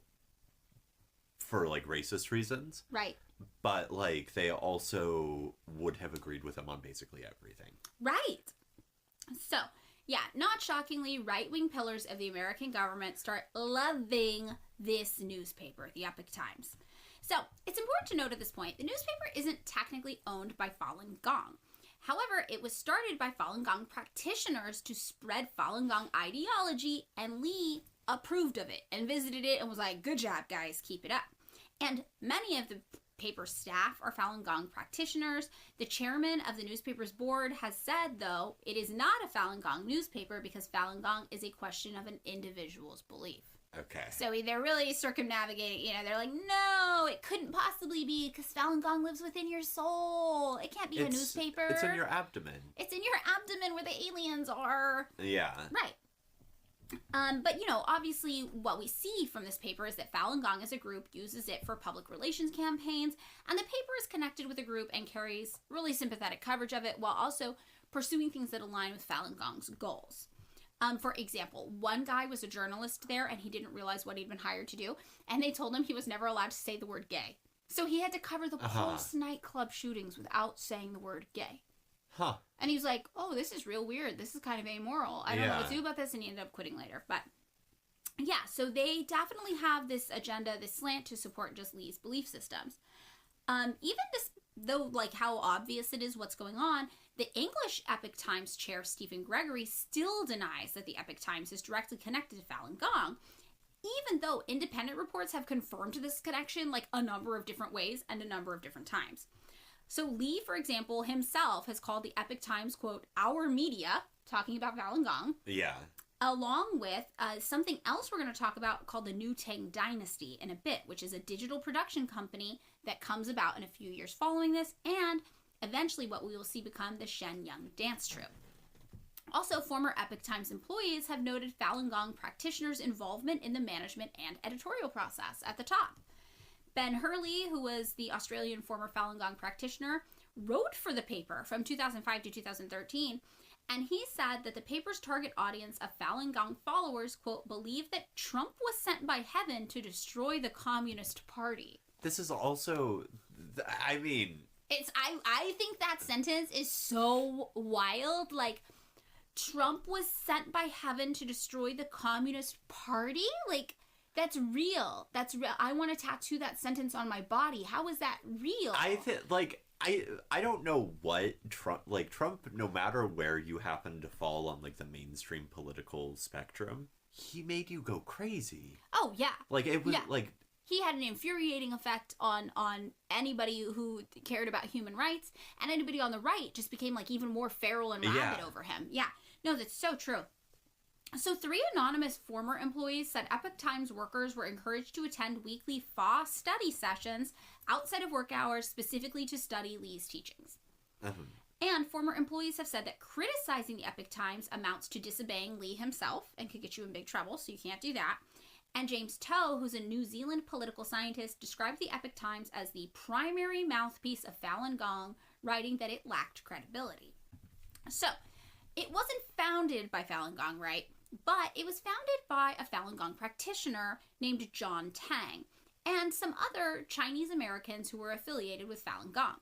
So Tang was a graduate student in Georgia. I'm pretty sure he was getting his degree in physics or something. And he started this newspaper in his basement. So when he started it, he wrote, Epoch Times is a newspaper with a mission, that of reporting on issues bearing on human rights throughout the world, which allows for considerable focus on China and Falun Gong. Okay. Yes. So the Epoch Times had a clear agenda from the start, and it was, overwhelmingly right-wing. It opposed the Chinese Communist Party, the CCP. It alleged conspiracies involving former Communist Party General Secretary Jiang Zemin. It platformed far-right politicians in Europe. It supported Donald Trump in the U.S. In fact, we'll find that it is the second largest funder of pro-Trump Facebook advertising after the Trump campaign itself. Yeah. It ran stories promoting other Falun Gong affiliated groups, like, of course, the performing arts company Shen Yun. It promoted QAnon conspiracy theories. It had publications opposing abortion rights. It spread homophobic misinformation through editorials and just bad reporting. It was fear-mongering about immigration in the U.S. and Europe. It published Islamophobic editorials. It denied climate change, and it spread anti-vaccine misinformation regarding COVID. It ran false claims of fraud in the 2020 U.S. presidential election, and it supported German and French far-right political candidates. So, this same year that this newspaper gets started in this guy's basement with this little agenda, Mark Palmer, who is one of the founders of the National Endowment for Democracy, which we are going to do a full episode about, but for anybody who doesn't know about it, it's called the Second CIA, okay? It's an NGO, basically, which says it's a non-governmental organization but it's a way for the government to fund a group that isn't officially the government to do things that align with the government's interests. So the title is very misleading for an NGO, a non-governmental entity. It's basically an organization that does the bidding of the government a lot of times without having the accountability of being the actual government on paper. They're the people who did that, like, weird hip-hop thing in Cuba, right? Probably. That sounds like them. Where it was, like, they, like, hosted, like, a festival that was all of these, like, like, I guess it would have been, like, Raul Castro by that point, because I think Fidel was dead. But, like, anti-government, like, rap groups that people were like, you don't remember this? There was all the, like, wow, everyone's protesting in Cuba a few years ago. I do remember that, but I didn't remember there was a rap tie-in with it, but that does sound like that. Yeah. And we'll talk about this later, too, but Mark Palmer fully admitted, he's like, oh yeah, we just took over doing a bunch of stuff CIA used to do. Yeah. So this is a serious organization. They're a regime change organization, National Endowment for Democracy, and whenever you see the term democracy in a government sense, what you really need to replace it with is capitalism. Yeah. So they have this one idea of how freedom works, and it is the freedom to vote in a neoliberal capitalist economy for people who uphold capitalism. And vote being sort of like one consumer choice among many that you make. Yes, exactly. So, National Endowment for Democracy, this guy Mark Palmer, who had founded it in the year, 2000, while all of this is happening, Mark Palmer starts another NGO, and it is called Friends of Falun Gong. Yep. Yeah, this is our guy, the second CIA guy, the guy who founded the second CIA, also founds a new NGO called Friends of Falun Gong. So, Friends of Falun Gong, we will later find, contributed massive amounts of funding to something called Sounds of Hope Radio, a Falun Gong radio show based in Mountain View, California. New Tang Dynasty TV, which is like a television extension of what the Epoch Times was doing. So it's in video. The Trinity Broadcast Network of Falun Gong. Basically, yes. And the Epoch Times. They also contributed financially to what would later be Li's compound to practice Falun Gong in upstate New York called the Dragon Springs Compound. Cool. So, that's the year 2000. Year 2002 comes around. 2001, nothing too exciting happens. 2002... protests about Falun Gong are continuing in China. People are like, let us do it, right? And the New York Times reports in 2002 that China expelled 33 Americans and 20 other international visitors who went there to be part of the demonstrations, being like, let people do Falun Gong, right? Yeah. The other Falun Gong members who weren't American came from 11 other countries, including Canada and a bunch of different countries throughout Europe and Asia. Remember, this is a real international movement now. Li has traveled. He's talked about this, and this has picked up national news. And remember, Congress was already like, free Falun Gong. Let them tell people not to do medicine so they die. Right, whatever. So... the protests that were happening, they were peaceful. It was people unfurling banners, shouting slogans, running across Tiananmen Square. They weren't, intense or violent or anything. Between 2002 and 2005, in about a dozen reported cases, Falun Gong members interrupted programming, also in several large Chinese cities, to broadcast their own images, possibly with the aid of people outside of the country. Oh, okay. I bet we were so involved in that. Yeah. That sounds like us. That same year, the satellite TV station New Tang Dynasty was officially launched by Falun Gong followers, mimicking the political agenda of the Epoch Times, but in television or video format. Yeah, that makes sense. Like, you gotta have a TV station in, the early 2000s. Yeah, but also they get into doing video content for the internet, too. That also, I'm assuming that eventually they're going to become, far-right BuzzFeed. Basically. So... in 2003, the Epoch Times website and a group of newspapers had grown into one of the largest Chinese-language news sites and newspaper groups outside of China. When you looked at everything they were doing. So they had local editions in the United States, Canada, Australia, New Zealand, Japan, Indonesia, Taiwan, Hong Kong, and other major Western European countries. This is just 3 years after it was founded, in some college kid's basement.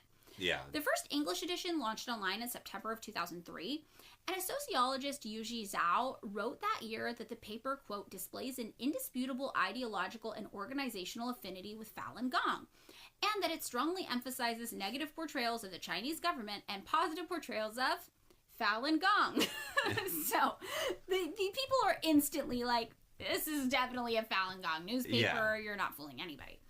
In 2004, the first print edition of the Epoch Times launches in English, right? We had the website before. Now we've got the print edition. And while this is happening, again, U.S. government is getting real worked up into a fervor about this as like a political grandstanding opportunity. So in July, Representative Chris Smith, who's a Republican from New Jersey, invited representatives of the Epoch Times and New Tang Dynasty to testify before Congress about the influence of the Chinese government overseas. So they're like, you hate the CCP, we hate the CCP. Wait, so it's about the influence of the Chinese government overseas, so they're like, tell us about Chinese soft power while they are doing... Yeah. Like, weird and, like, black propaganda, quote unquote. Yes. Right? Yeah, totally. But the U.S. is like, these people are going to be our ally in fighting communism. We have the same enemy. The enemy of my enemy is my friend. My enemy is the CCP. You guys hate the CCP because they won't let you do your weird cult shit. We are going to decide to love you. And you and us together will do weird cult shit against the CCP. That's the American government, ladies and gentlemen. Yeah. So, that same year, an SF Gate article comes out talking about the Sounds of Hope radio station, that Mountain View radio station, right? Yeah. And how it's linked to the Epoch Times and New Tang Dynasty. So the article says, Alan Zhang, 36, who founded and leads Mountain View Sound of Hope radio without pay, said he and many on its staff of 20 are Falun Gong practitioners concerned by what they see as distorted stories about the spiritual movement. So they fully admit that this is basically a pro-Falun Gong propaganda radio station. So the following year, 2005, the State Department, in its annual International Religious Freedom Report issued in November, condemns China, citing specifically, and this is a quote, the arrest, detention, and imprisonment of Falun Gong practitioners. Which, to be clear, that China is doing. Yes, but also Falun Gong is like, we are not a religion, and China is like, correct, you are a cult. Yeah. So, the United States is like, no, we think they're a religion, though, and they're just being repressed for being a religion. Just a tiny, small being religion that's not hurting anybody and is making this guy super fucking rich and letting him do tax evasion while people die. Yeah, this is like, if, like, the Branch Davidians got real big and, like, international. Yes, totally. And another country saw them as, like, a propaganda opportunity. Yeah. So, meanwhile, the Australian version of the Epoch Times was launched in Sydney. And there's a bit of a Falun Gong internet development happening. Not in the way you think, though. So, basically, there's these two U.S. internet companies that were founded by Chinese Falun Gong practitioners called DynaWeb Internet Technology, Inc. and Ultra Reach Internet Corporation. And they start working with the United States to basically develop technology that is going to breach what they call the Chinese Internet Firewall. So their goal, and they did accomplish this, they each developed software to help Chinese web users, like 111 million of them in the year 2005, access websites in China that were otherwise unavailable in the country. Now, I have to point out, there's a lot of websites that aren't available in your country. Like, you'll encounter them all the time. We'll encounter them in the United States, too. Like, so people here, for example, say you wanted to go on Chinese TikTok instead of American TikTok. You might use a VPN, right, to change your IP address so you can access those things. So this is not something that's specific to China necessarily, but this is something that they, in the United States, are like, we gotta get people access to our American content on the internet from China. It feels like one of those things that gets used as like an argument among like Americans to be like, look how fucked up China is. Right, and then you're like, we have that here. Yeah, we definitely have that here. Why else would people have VPNs? So, the United States Broadcasting Board of Governors provides funding to these Falun Gong associated tech companies, in part, and you cannot make this up, because they want to encourage Chinese residents to access Voice of America and Radio Free Asia, which are both CIA founded and still to this day U.S. government-funded American propaganda outlets. Oh, boy. Yeah. So they're like, this is great. If you guys do this, we can pump them full of our Radio Free Asia and Voice of America propaganda. Awesome. Yeah. So that funding amount was $1.5 million. And that, we'll find out, is just a drop in the bucket of how much the American government is giving Falun Gong. So, 2006 comes around. In January of that year, U.S. citizen Charles Li is released from, Chinese prison after serving a 3-year term for intending to sabotage broadcasting equipment in China on behalf of Falun Gong. Remember how they were doing all that? Yeah. So, in 2006, Also that same year, the Epoch Times printing press is broken into by an unidentified group of men and equipment was damaged. And the International Federation of Journalists, after this happens, they criticize the CCP for not doing more to defend their freedom of press. For the cult. Yeah, for the cult. Okay. So they were like, the CCP probably hired these guys to do it, which is like, maybe. That seems reasonable. That seems like not outside of the scope of reality. But the International Federation of Journalists was acting like this was a legitimate news media source and not like just a weird tool to spread harmful, violent, right-wing cult rhetoric around the globe. Yeah, I mean... Still, though, the IFJ acts like silencing this fake news outlet was somehow this massive disservice. And they called it, and this is a quote, a vicious witch hunt aimed at crushing the voice of dissent. Alien dissent. Yeah, well, no dissent against the CCP, because they do hate the CCP. Oh, I'm sorry, like anti-alien dissent. Yeah, it's aliens who hate China. Yeah. Basically. But yeah, to me, I'm just like, the dissent, yeah, they talk a lot of shit about the CCP for sure. Also, there's just like a bunch of racist, homophobic conspiracy theories in that paper. So it's like, is that dissent to you? Somebody just being like, the gay parents adopting mixed race children is well, adoption's a bad example, but you know what I mean. It's just like, what kind of combination of right-wing buzzwords do they really think is like dissent? I mean, I think that like the basic premise here is that Falun Gong is anti-CCP. Yes. Right. As a consequence of which, it kind of follows that everything they say for the purposes of like U.S. propaganda is dissent. Right. That's so true. The interesting thing, though, is they weren't anti-CCP until the CCP was like, we think you're a cult and you can't do this anymore. Yeah. And they were like, oh, fuck you guys. What the... So it's not like they were repressed for being anti-CCP. They weren't anti-CCP. They were repressed for being a cult. Yeah, like there were like that harmed a lot of people. There were members of like the Chinese government that were that were practitioners. Yes, exactly. And then people died. It got weird. And then everybody was like, shut it down. Yeah. Yeah. Yeah, but it's interesting because it's like they're not, again, they weren't repressed for dissenting it, whatever. So that same year that all of this is happening, the Epoch Times chief technical officer, Li Hongzhi, claims he was assaulted in his Atlanta, Georgia home on February 8th by, quote, suspected Chinese government agents who took 2 of his laptops. And we don't know if this is true. It could have been. Sure. It could have been true. It could have not been true. We don't know. And in March 2006, U.S. Falun Gong representatives claimed that thousands of practitioners had been sent to 36 concentration camps throughout China. Now, this is major. We're going to talk about whether this is real or not. So, according to their allegations, there was one site in Sichuan, near the city of Shen Yun, and it was a hospital that they said was being used as a detention center for 6,000 Falun Gong prisoners, 3/4 of whom were said to have been killed. So American officials from the U.S. Embassy in Beijing and the U.S. Consulate in Shenyang take this really seriously. Yeah. Because imagine, they're like, oh my God, if we could find out they were running concentration camps, like, we could blast this everywhere, right? So they're like, oh, we'll go look.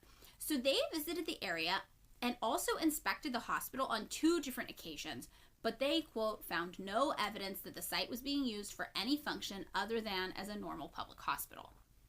So, and then they would have loved to have said that they found it, right? So they're like, So in April 2006, a reporter with temporary Epoch Times press credentials unfurled a protest banner and heckled China's leader Hu Jintao at a summit with President George W. Bush, shouting, "Stop him from killing," and shouting things like, "Evil people will die early," based on this assumption from this claim that Falun Gong was saying they're keeping practitioners in concentration camps and killing 3/4 of them or whatever. And that same month, 81 members of Congress co-signed a letter written by Representative Dana Rohrabacher, I believe this person's name, to President Bush in support of an investigation into the allegations of organ harvesting of Falun Gong adherents in China as well. I actually do seem to recall hearing something about the organ harvesting thing and just being like, that's weird. Yeah, well, yeah, that makes sense. That same year, the Epoch Times did report that an estimated 6,000 Falun Gong adherents were detained, and also 3/4 again had their organs removed and then were cremated or never seen again. So these are the stories that we're kind of getting, and everybody's like, yeah, it's 6,000 people, and they're dead, and their organs have been stolen from them now. This is how Epoch Times kind of evolved that original story. So 3 high-profile researchers, we've got journalist Ethan Gutman, human rights lawyer David Matas, and the former Canadian Secretary of State David Kilgour. They all backed this up. They backed up this Epoch Times report. They're like, yeah, that is real. And they also backed up the Falun Gong claims that China had been harvesting thousands of organs annually from imprisoned but still alive Falun Gong practitioners. Like they were like, oh, we're just going to like take a kidney at a time. Yeah. Kind of thing. So they kind of yes-anded, these 3 guys, the Epoch Times report. Yeah. They were like, yes, that is all happening. And what else did you say was happening? Yes, that too. But all of their work, it basically amounts to one report that came out on July 6, 2006. And the report actually doesn't do any new research. It doesn't have any independently obtained testimony whatsoever. The authors just conducted their quote-unquote investigation in response to a request by the Coalition to investigate the persecution of the Falun Gong in China, which is, yes, a U.S.-based nonprofit organization founded by the Falun Dafa Association in April 2006. And Falun Dafa is just another name for the Falun Gong. Oh, okay. It's so the same thing. they were like, look, if you've heard some weird stuff about the Falun Gong, let me tell you about this other organization. No, from the jump, the name was... Okay. Yeah, they used both names. So basically, the Falun Gong, right, they were like, hey, we're gonna make this new NGO, the Coalition to investigate the persecution of the Falun Gong in China, investigate the persecution of us, and we're going to ask these 3 guys to do it for us. Yeah. So, they basically were like, can you just confirm our reporting, please? So, in addition to interviewing just the same people, they interviewed, for example, the same Sujitan hospital worker that was featured in the Epoch Times story. Kilgour and Matas also referred to recordings of telephone conversations that were provided by that group, the Coalition to investigate the persecution of the Falun Gong. So, basically, the Falun Gong provided telephone conversations to them. And in these recorded calls, these members... allegedly, they themselves were making calls from locations outside of China to Chinese hospitals, police bureaus, and detention centers. And on these telephone calls, they're like, isn't the organ harvesting so common? And people are like, yeah, it's so common. But other people are like, well, this is kind of weird. So one U.S. embassy document noted that, quote, some of the report's key allegations appear to be inconsistent with the findings of other investigations. The report's conclusions rely heavily on transcripts of telephone calls in which PRC respondents reportedly stated that organs removed from live Falun Gong detainees were used for transplants. Some argue that such apparent candor would seem unlikely given Chinese government controls over sensitive information, which may raise questions about the credibility of the telephone recordings. So basically, they're like, you're telling me that these calls were made from, like, Chinese police stations, Chinese hospitals, and there's so much surveillance in China, but they're able to just pick up the phone and freely be like, yep, we're harvesting the organs now from the living Falun Gong people. Yeah, that's, I mean, that's very much in the, like, hey, would you like to do some crimes now? Yes, totally. And what we will see later, actually, is that Falun Gong's own lawyer was like, what are you guys talking about? Was not in on the bit from the jump. And he was like, I've only heard of 3 or 4 Falun Gong members dying in custody, and I have literally never heard of any organ harvesting. And he represented hundreds of Falun Gong people who had become imprisoned for breaking the anti-cult law of the CCP. You gotta imagine that he was real unpopular after that. Like, he probably never booked work again. But he was just like, wait, what are they saying? And he's like, no, I don't have any of that. I've represented hundreds of these people. 3 or 4 have died. I don't know anything about organ harvesting. Yeah, so the CCP says the closest thing they had to do with anything like this is they were like, look, there were some prisoners who were sentenced to execution, and they also had opted into being organ donors. But that was with their consent, and that had nothing to do with them being Falun Gong. Maybe some practiced Falun Gong, maybe some didn't, I don't know. But these are people who were sentenced to death for things and decided to be organ donors, and that is something we did do. So, still though, in June of that same year, Congress officially, quote, condemns the escalating levels of religious persecution in China, including what they call the brutal campaign to eradicate Falun Gong. And remember, again, Falun Gong, not a religion by their own admission, so the United States is like, oh, the religious persecution of this group who says they're not a religion. That same year, Falun Gong also creates, wait for it, their very own dance troupe, Shen Yun. I want to see a Shen Yun performance so bad. Okay, me too. But first, David, can you describe for the people who might not have seen a Shen Yun ad what the ads look like? Where's the damn newspaper? It's in the other room. It's in the other room. God damn it. They are sort of... There's many of them, first of all. There are a lot of them. They're very colorful. It honestly looks like something that, like, my parents would be like, oh, interesting. We'll do a cultural thing this weekend. Yes, it totally does look like that.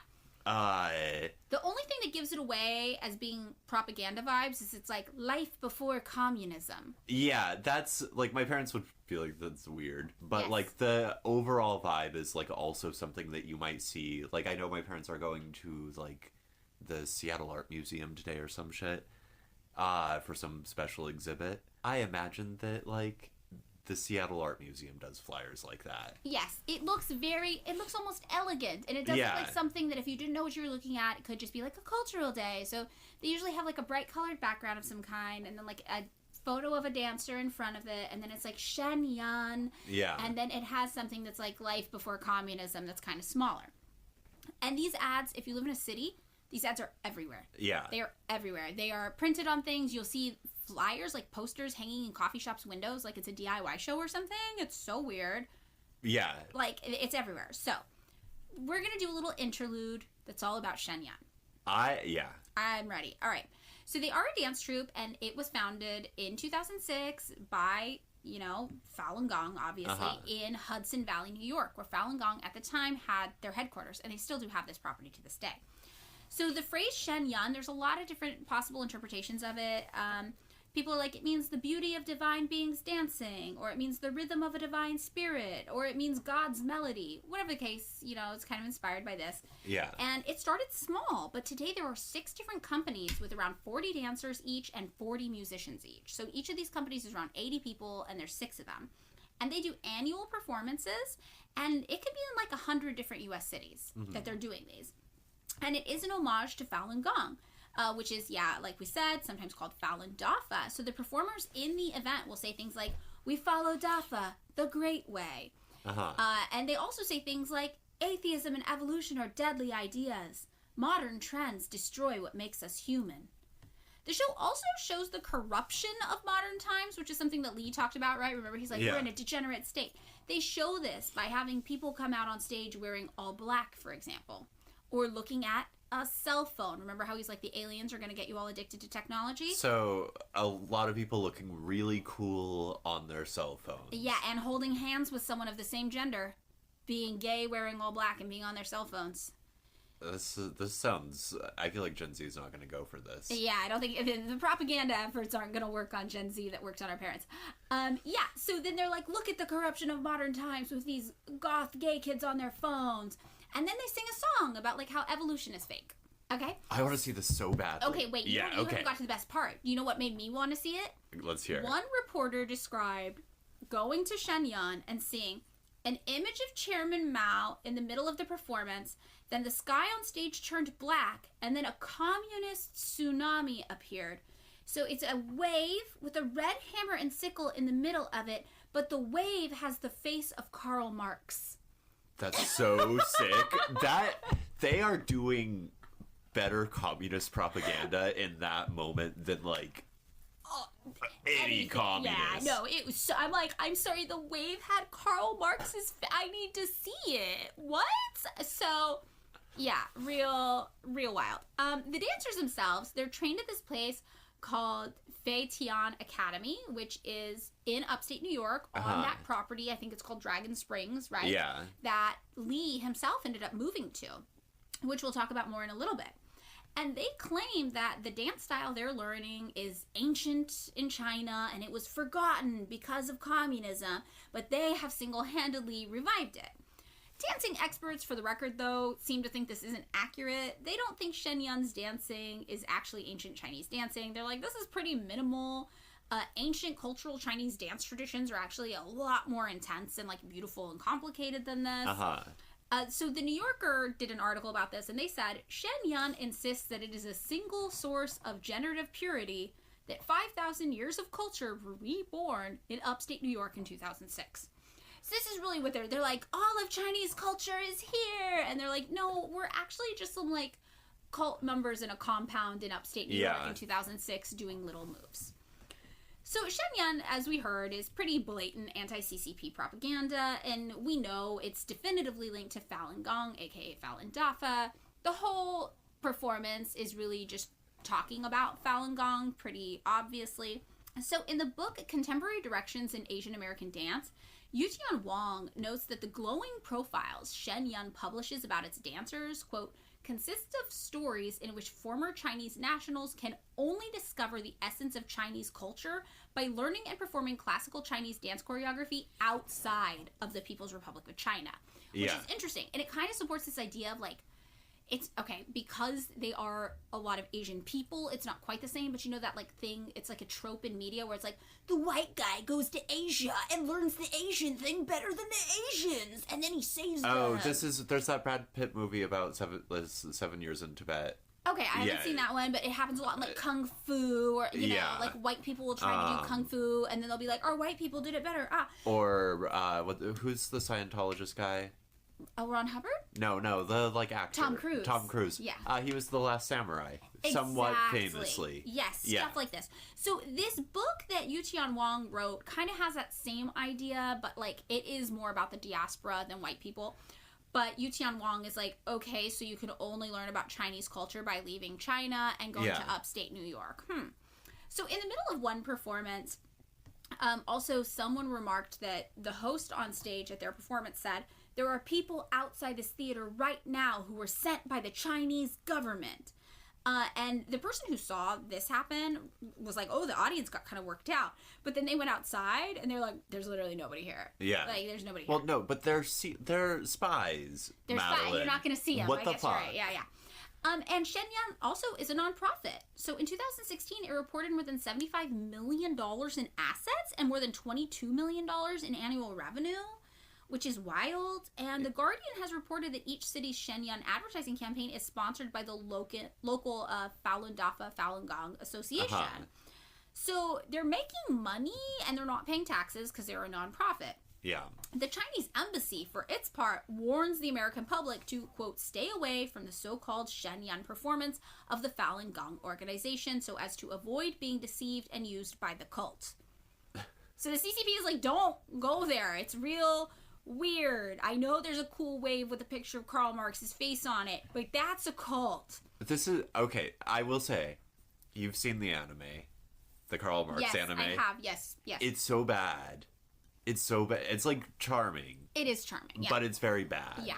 This is better propaganda. Yeah. They succeed in making Karl Marx seem really cool. I want to see Karl Marx on a red wave. I know, it's pretty interesting. And also we know, of course, the Epoch Times runs frequent promotional stories about Shen Yun. The New Yorker's review of Shen Yun called the Epoch Times, quote, the world's foremost purveyor of Shen Yun content. And when my Epoch Times came to my doorstep, it had a Shen Yun ad wrapped around it. Of course. Full color. So, that's our little Shen Yun interlude. So in case you're wondering, like, hey, is Shen Yun CIA anti-communist propaganda? So far, what we know is it's Epoch Times anti-communist propaganda. It's Falun Gong anti-communist propaganda. And we're going to get so into how all of that is funded at the end of the episode. So, 2007 comes around. Shen Yun's going. Epoch Times is going. The new Tang Dynasty TV station is growing considerably. Now, they even have multiple YouTube channels. They've got the NTD Evening News, the NTD Business News, China in Focus, Capital Report, NTD UK News, and a bunch of other shows. And the Wall Street Journal calls them a platform for China's, quote, pro-democracy dissidents. So you really see what, the American power structures or the propaganda is really leaning into. They're like, these Chinese people who had to leave China because of the CCP, while conveniently ignoring the fact that they had to leave China because the CCP said they were a cult and they were killing people. But, that's not what we focus on. Meanwhile, Falun Gong is growing in the state of New York. We talked about the Fei Tian Academy. That was established actually in 2007, so the year after Shen Yun, specifically to train the Shen Yun dancers. And the property that we've been talking about where this is located, it's a 427-acre campus established for Falun Gong practitioners in upstate New York, and it is called Dragon Springs. So Li himself, lived on this campus. But there was also, like, a huge temple, a private high school, a private college. Like, it's a full compound for Falun Gong practitioners to go to. And over the years, neighboring communities have started to become a little worried. They're like, first of all, the compound is growing. It's getting bigger. And rumors of abuse and cult-like behavior start circulating around the towns based on testimonials from former Falun Gong practitioners. So, we start to hear stories leaking of people being like, no, it's definitely a cult, and it's real weird up there. The next year, 2008, Guns N' Roses comes out with an album called Chinese Democracy, and they have a song on it called Chinese Democracy, and in it, a lyric says, blame it on the Falun Gong. They've seen the end, and you can't hold on now. Wait, are you telling me that Axl Rose... I know. A CIA propagandist. One of the most, like, racist shitheads in, like, 80s metal stuff, right? Yeah, pretty bad. I mean, my old partner used to know him, and the one who died, Drew, and he said he would get so annoyed when Axl Rose came around. Yeah. And Axl Rose would always be asking for free clothes, and he'd always be like, no, fucking leave me alone, Axl Rose, Jesus. And then he finally, to get him off his back, was like, just go dig through my trash over there. It's broken samples or whatever. And Axl Rose grabbed a jacket, and then he ended up getting famous like 2 months later and wore the jacket on tour, and it ended up helping like Drew's clothing brand blow up. Yeah, which yeah, is yeah. wild. But I remember him talking about it, just being like, oh, Axl Rose was the worst. That, like, of all of those, a lot of those groups suck. And, right? Yeah. This is an aside. Decline of Western Civilization Part 2. Great movie about shit people. Yes. For The exactly first one as well. Yeah, but like the very different movies. Yeah, different vibes. Yeah, it's totally true. Axl Rose sucks. I feel like that Guns N' Roses, super fucking racist, super annoying. Yeah. Bad band. Okay, so I have to say, I cannot confirm that he was writing about the Falun Gong because he was a paid CIA propagandist. This is just speculation and conjecture. But the reason why I'm guessing is that we know the CIA does have a track record of paying media personalities like painters, filmmakers, musicians, you name it, to spread CIA and State Department ideas through their work. And some of these artists did know that they were doing CIA propaganda, but others were part of that thing called a long leash program. Jackson Pollock was part of this, where basically they were paid by someone who's paid by someone who's paid by someone who's paid by someone who's paid by somebody who's paid by the CIA. So the artists didn't even know who their ultimate benefactor was to do this stuff. And this is, I mean, you know, the weird Falun Gong reference in like a Guns N' Roses album, which was, as I recall, almost universally panned by everyone. Chinese Democracy. I cannot imagine. Nobody liked it. No. But it does seem too random to me. But the like Iowa Writers Workshop is like a really good example of this. And it's not like that writing is like, wow, you know what sucks? Communism. You know what's great? Capitalism. Right. Right. And the same with Jackson Pollock paintings or Right. whatever. Like it's more just like, well, it encourages a style of writing that both formally, maybe even especially formally, like is in keeping with like a depoliticized system of values, right? And I feel like that, like a Raymond Carver story will make you feel a lot of things animated to go like unionize your factory or your like Starbucks or whatever. Yeah. Is not one of them. Right. No, it's totally true. I mean, that's the thing about the long leash program for the abstract expressionist art. It wasn't, people weren't painting things being like, I love capitalism, communism bad. They were just painting paint splatters and abstract things. And the CIA was able to take that and do these covert art shows being like, look at how creative Americans are, to kind of give people the subtle idea that this is a freedom you could only have under capitalism. So it is things like that. Or like the thing I think about a lot is the time that the USSR was talking about how racist the United States was, and they used American movies as an example. Yeah. They're like, oh, look, you'd think there's only white people in America based on their movies. And then the CIA went to all these film studios around LA, and they're like, you have to put the extras in the background of your movies have to be so full of people of color so the United States looks super integrated. So, which is not, obviously. No, I mean, but it's also just one of those things where it's like, hey, you know what a good way to show how integrated we are? Make the lowest paid actors who don't have speaking roles black. Yeah, exactly. No, but this is like, yeah, it was all about optics. So, again, I can't confirm Guns N' Roses was a paid propagandist of the U.S. government. I think we can just say that, like, maybe also Axl Rose seems like a fucking kook with, like, probably, like, not a great head on his shoulders. So he was talking about the Falun Gong, though. It had permeated mainstream pop culture. So, this same year, Larry Chin writes an article called, "Is the CIA Behind the China-Bashing Olympics Protests?" And in it he says, "For legitimate reasons, Beijing clearly suspects U.S. and CIA involvement behind Falun Gong." Yeah. All right? So, the next year, 2009, New Tang Dynasty, by this point, has an income of $5.3 million for the year, and that includes $2.4 million from donations. And Li Hongzhi, obviously, our Falun Gong founder, right? He appeared at the Epoch Times headquarters in Manhattan that same year and was like, we need to expand our media operations. And he said the Epoch Times in particular needed to, quote, become regular media. So we know, even though they're like, we have nothing to do with Falun Gong, Li himself is going and checking on their progress and being like, here's the direction we need to take next. And while all this is happening, this journalist Joseph Kahn is looking into Falun Gong and describes it as probably the most mysterious chapter in the history of China over the last 30 years. Okay. So people are like, this is getting really involved in the zeitgeist. It's kind of cementing itself. The media organizations are growing, and Falun Gong is just like quietly expanding its reach and influence. And journalists are really paying attention to this, just like, what is happening here? I kind of don't understand. Yeah. 2010, the New York edition of the Epoch Times at this point starts showing up on people's radar more because they start running bizarre conspiracy theories about this guy, John Liu, who eventually became the New York City comptroller. Okay. They hate John Liu. They hate him so much. I don't know what a comptroller is, to be honest. So the paper accused John Liu of being an agent of the CCP in not just one article, but in a series of articles called John Liu and the United Front.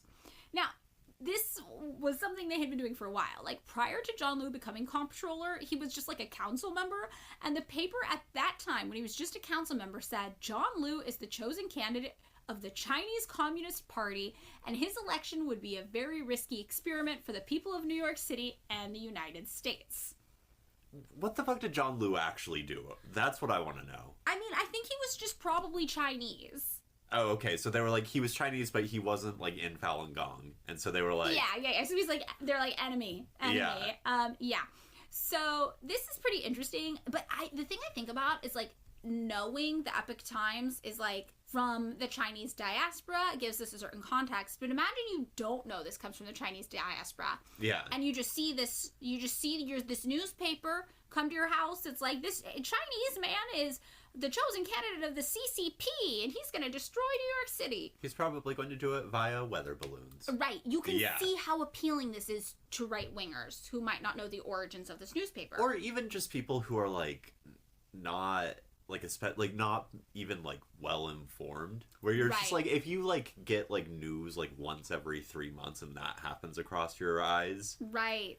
And you're like, I've heard CCP bad. Yeah. And then you see this and you're like, CCP bad. And I think that is, like, largely, like, how a lot of this, like, sort of weird propaganda shit works, is that, like, most people are like, yeah, I kind of heard it somewhere, and I sort of heard it was in some, like, weird newspaper. Yeah. No, it's totally true. It just gets accepted as a zeitgeist. I mean, it's that thing, if you repeat a lie enough, it becomes the truth. Or just even say it once to someone who doesn't have a lot in their head. Yeah.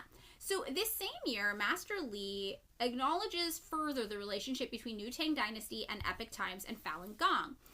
Even though, remember, Epoch Times in particular is trying to be like, we have nothing to do with him, that's so wild, why would you even bring that up? No, Master Li is blowing their cover. He comes out and he says, promoting the Epoch Times and NTD TV, New Tang Dynasty TV, itself serves as clarifying the truth. So he's talking about this to Falun Gong members. He's like, you need to promote all these news sources because they are promoting our beliefs and it is the truth what they are saying. In 2011, New Tang Dynasty at this point has reached a point where they have 80 people on staff, nearly all volunteers, which does feel pretty culty to me, right? Like getting free labors from your followers. Yeah. That's cult stuff. And that same year, Shen Yun boasted that their Washington, D.C. show was attracting all sorts of American government elites, who came out, they said, despite a blizzard. And so this included U.S. Secretary of Education Arne Duncan, someone named Sheila Weikenfeld, who was the First Lady's press secretary during the Ford administration, Patrick A. Templeton, who was a senior consultant in the corporate and government relations field and previous NASA chief of external relations, a number of people in the State Department, as well as consumer product safety commissioners, federal trade commissioners, U.S. district attorneys, and UN Food and Agriculture Organization program representatives. Okay, this, with all due respect to Shen Yun. Yes. That is the most hodgepodge group of also-rans of the U.S. federal government I've ever fucking... Like, some guy who worked in the Ford administration? It was a lady who worked in the Ford administration. I'm sorry. Ladies can be state propaganda tools too, David. My anti-feminist credentials are coming out. I'm yep. sorry. You're not meeting the allegations of misogyny? Yeah. Mm-hmm. This is the most hodgepodge-ass group of people, where it's just like, okay, so saying, like, they have, like, so many people in the federal... It's like, well, they have, like... These are the people who didn't get in. I have a theory. I think the theory is that just the federal government gets a ton of tickets to Shen Yun, and they just leave them on the table, and anybody in the office can pick them up and take them. And, like, most people are sort of in on the joke in the federal government, but, like, some lady in the Ford administration is like, oh, I guess I'll... I'll go to this. Yeah. Maybe, possible. I mean, I think that there is something to be... I mean, I don't know. It's Washington, D.C. Everybody has government jobs, right? Yeah, well... Right? Then, like, a small set... Like, most people in Washington, D.C. are just in D.C. Like, it's a whole other place. It's like a service industry, yeah. Yeah.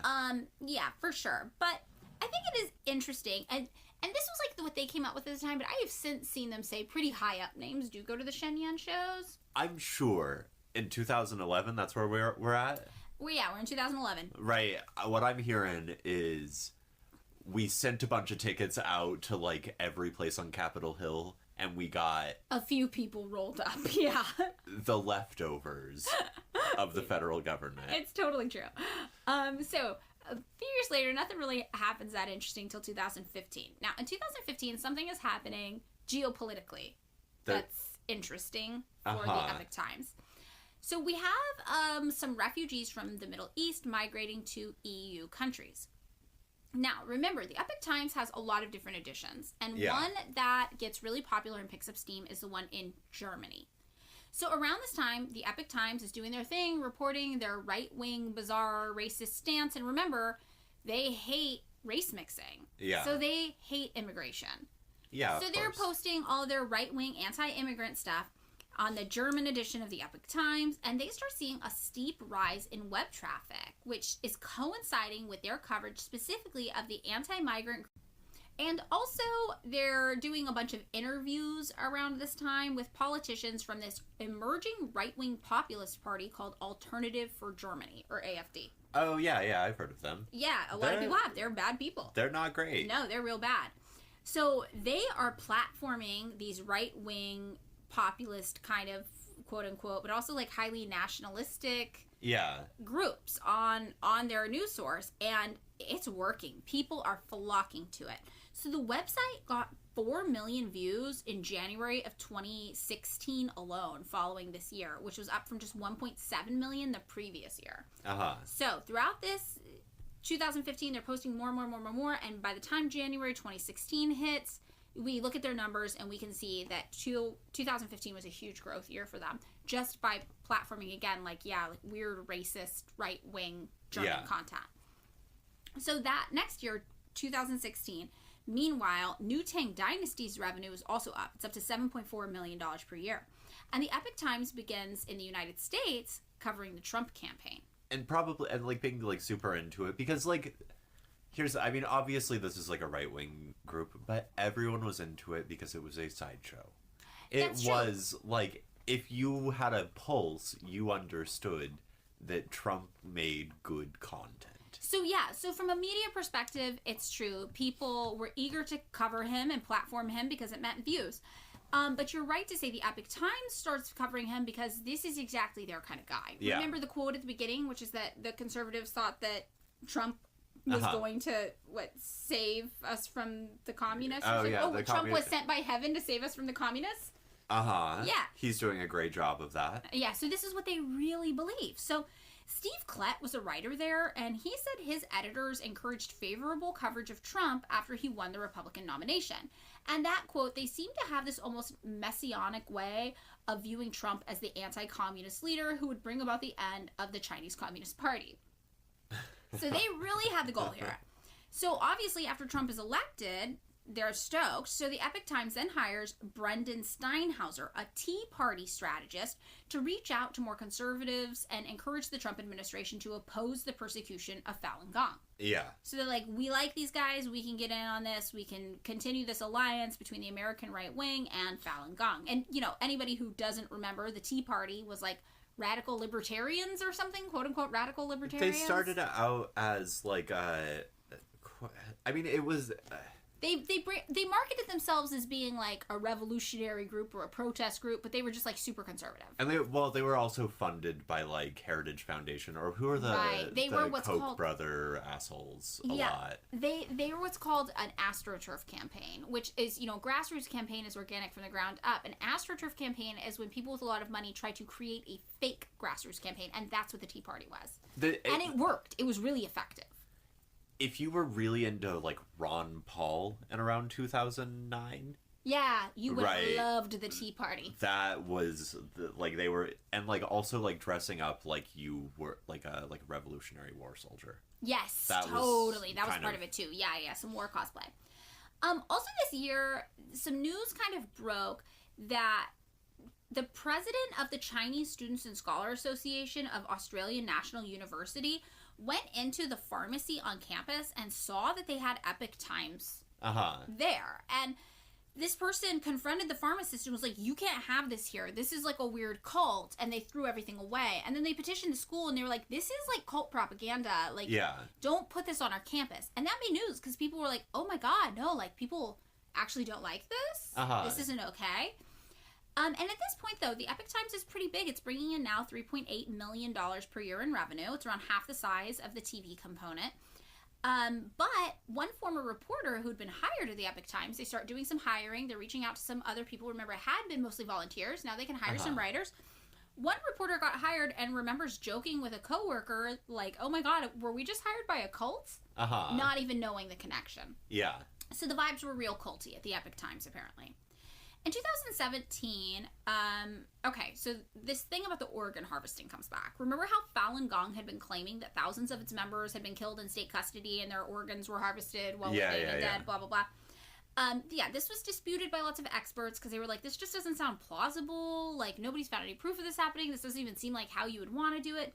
Well, this is the year that in 2017, Falun Gong's own lawyer, who defended hundreds of Falun Gong members, told the Washington Post that he only knew of 3 or 4 members dying in prison, and he had never heard of organs being harvested from prisoners at all. He was an alien? He was an alien over walking in a human body. Was trying to do mixed race children. Yes, who love to drink alcohol. And smoke. And levitate. While they have we done homophobia? While they're gay. While they're gay. Yeah. No, that's so true. That is it. So we know at this point that this whole story is probably just propaganda, misinformation to garner sympathy for Falun Gong. They're not exactly strangers to that, which we'll see they get into misinformation a lot more coming up. So, Chris Kites, who's a former NBC executive and creator of the fake news website Before It's News, he also manages a cryptocurrency hedge fund. So, real bro. We got a real bro. We got a real guy. This guy sounds awesome. But yeah, he sounds sick. He joins the Epoch Times board as vice president. Yep. So they're getting big time. They're going outside of their little Falun Gong group, and they're starting to bring in some other people. The paper by this point has $8.1 million per year in revenue. And meanwhile, while this is happening in the United States, the German edition of the paper is being described by an online magazine called The China File as aligned with the German far right and attractive to supporters of, the Alternative for Germany, the AfD, which was that party we were talking about, and also the anti-immigrant group, Pegida. Yeah. So, Pegida, I believe. Stephanie Albrecht, meanwhile, a reporter for the German broadcaster RTL, spent several days inside of the Epoch Times Berlin office while investigating the far right, because she was like, all the far right people love this newspaper. What's going on here? So she went, and she was like, yeah, it was really weird. Everybody who worked there was a Falun Gong practitioner. None of them had journalistic training. None of them knew how to check facts or do anything. They just, like, sourced alternative, like, stories, right? And then they were just like, yeah, of course, we just trust it 100%. And she says that while she was in the office, people were just, like, talking about things like they were real. Yeah. Like, things that had been wildly debunked, like conspiracy theories like Pizzagate or chemtrails or water-changing, weather-altering machines or whatever. The Great Replacement Theory. Oh, yeah. I thought... That's an oldie but a goodie. It is. Do you want to explain that? Do you know that one? That one is white people are being replaced. Usually it's a plot by the Jews. Yes. Yes, it could be. Or it could be a plot by Arabs. Also, depending on your location. Are being replaced by immigrants who will then vote for the Democrats. Yeah. To do socialism. Right, exactly. It's a white nationalist far-right conspiracy theory that says, well, at this point in Germany, they were saying that ethnic French and white European populations were being demographically and culturally replaced by non-white people, especially from Muslim-majority countries, through mass migration, demographic growth, and a drop in the birth rate of white Europeans. You know, one of the things that I always thought was fun, like, because this was the era where a lot of my friends, like, did their post-college, I'm going to Europe to find myself bullshit. Oh. Okay. Right. And, like, Americans are not prepared for European racism when they get there. Like, they're not inoculated to it. Yeah. We got our own style of racism. It's our own strain. And so I would get, like, these, like, very, like, liberal people who would come back from there, like, here in France or whatever, and be like, yes, you know, but, like, the Muslims, they are a problem. Wow. And it would just be like, wait, what? Yeah. What's going on here? Wow. Yeah. So, you know, Stephanie Albrecht, the German reporter who was there at the Epoch Times, she's hearing people just throw this stuff around like it's, like, super common. They're like, well, of course you know the Great Replacement. Yeah. And she's like, huh? What? Like, so the take we get from her is that these people are true believers. They're not out there like, we're spreading propaganda with a goal. They're just like, this is real and aligns with my beliefs, and it's real. So, very interesting, very culty behavior, very follower, not leader. These aren't evil masterminds drumming this up. These are people who are like, well, we've been told this is what to do, and we're just doing it, and it's right? Not saying they're off the hook, obviously. Just the type of evil we're looking at is... These are not... Right, like, sometimes, to go back to the CIA thing, sometimes you end up thinking, like, oh, if this is an op or whatever. Yeah. Right, like, the people doing it are doing it cynically. Yes. This is not cynicism. No, this is a sincere op. Yeah, it's kind of like, I think the best way to describe it is, like, your uncle who gets really, really mad at, like, Christmas dinner, and he's yelling all sorts of, like, propaganda he's consumed, and he seems legitimately to believe it, and you kind of feel bad for him for how stupid he is, but you don't feel that bad for him because he's also evil and doing really bad things and saying really racist shit and, like, making the planet worse. And you're just like, oh my god, you really believe all this bullshit, don't you? It's like that. It doesn't mean they're off the hook. It's just a specific type of see, I'm that uncle, but I'm arguing about Daryl Gates and Operation Phoenix. Yeah. So it's but I am making everyone uncomfortable. Me as well. Talking about Gary Webb or something like that. Yeah. So 2018, New Tang Dynasty's revenue is now up to $18 million per year. Yeah. Really huge. Epoch Times photographer Samira Boyao is seen and photographed breaking, actually, White House protocol, just, like, casually, handing Donald Trump a folder directly, which is wild. Okay. So we know by this point Trump has a comfortable relationship with the Epoch Times. That, you know, the thing is, Donald Trump has a comfortable relationship with anyone who likes him. Right, and they like him. Right, they like him. So they're working together. They're combining just, like, forces. And he doesn't get the, like, campaign finance rules. Yeah, he doesn't care. Who gives a shit? Flagrant, yeah. And the same year, the Epoch Times is now doing $12.4 million in annual revenue, which is huge increase from, you know, the year before. Remember, before it was 8.1, now we're up to 12.4. Massive. So, 2019, New Tang Dynasty releases a docudrama produced by Steve Bannon of Breitbart fame, right? Former advisor to Donald Trump. Speaking of walking corpses or whatever that weird quote is. Steve Bannon, yes, exactly. His film, we'll call it, his docudrama, it's called Claws of the Red Dragon. And it is about the telecom company Huawei and the Chinese government. And they're like, of course we'll make your movie, Steve Bannon. This sounds great. It's all about how evil the Chinese government is. Claws of the Red Dragon. Real subtle there, right? Also, what? All of these motherfuckers write things that sound like James Patterson novels. Yeah. They write, like, they have, like, it's the corniest shit. I feel like I could write stuff like this. Yeah. This is, we're going to have a second career as a right-wing propagandist. I'm going to write, like, the new Jack Ryan novels. Yeah. Uh-huh. Okay. Yeah. And Bannon, when people were like, what was it like working with New Tang Dynasty? Basically, the only thing that came to mind is he's like, well, I'd go to them and I'd be like, this would be the price. And then they'd be like, okay. Yeah. So he was like, they seemed really well funded.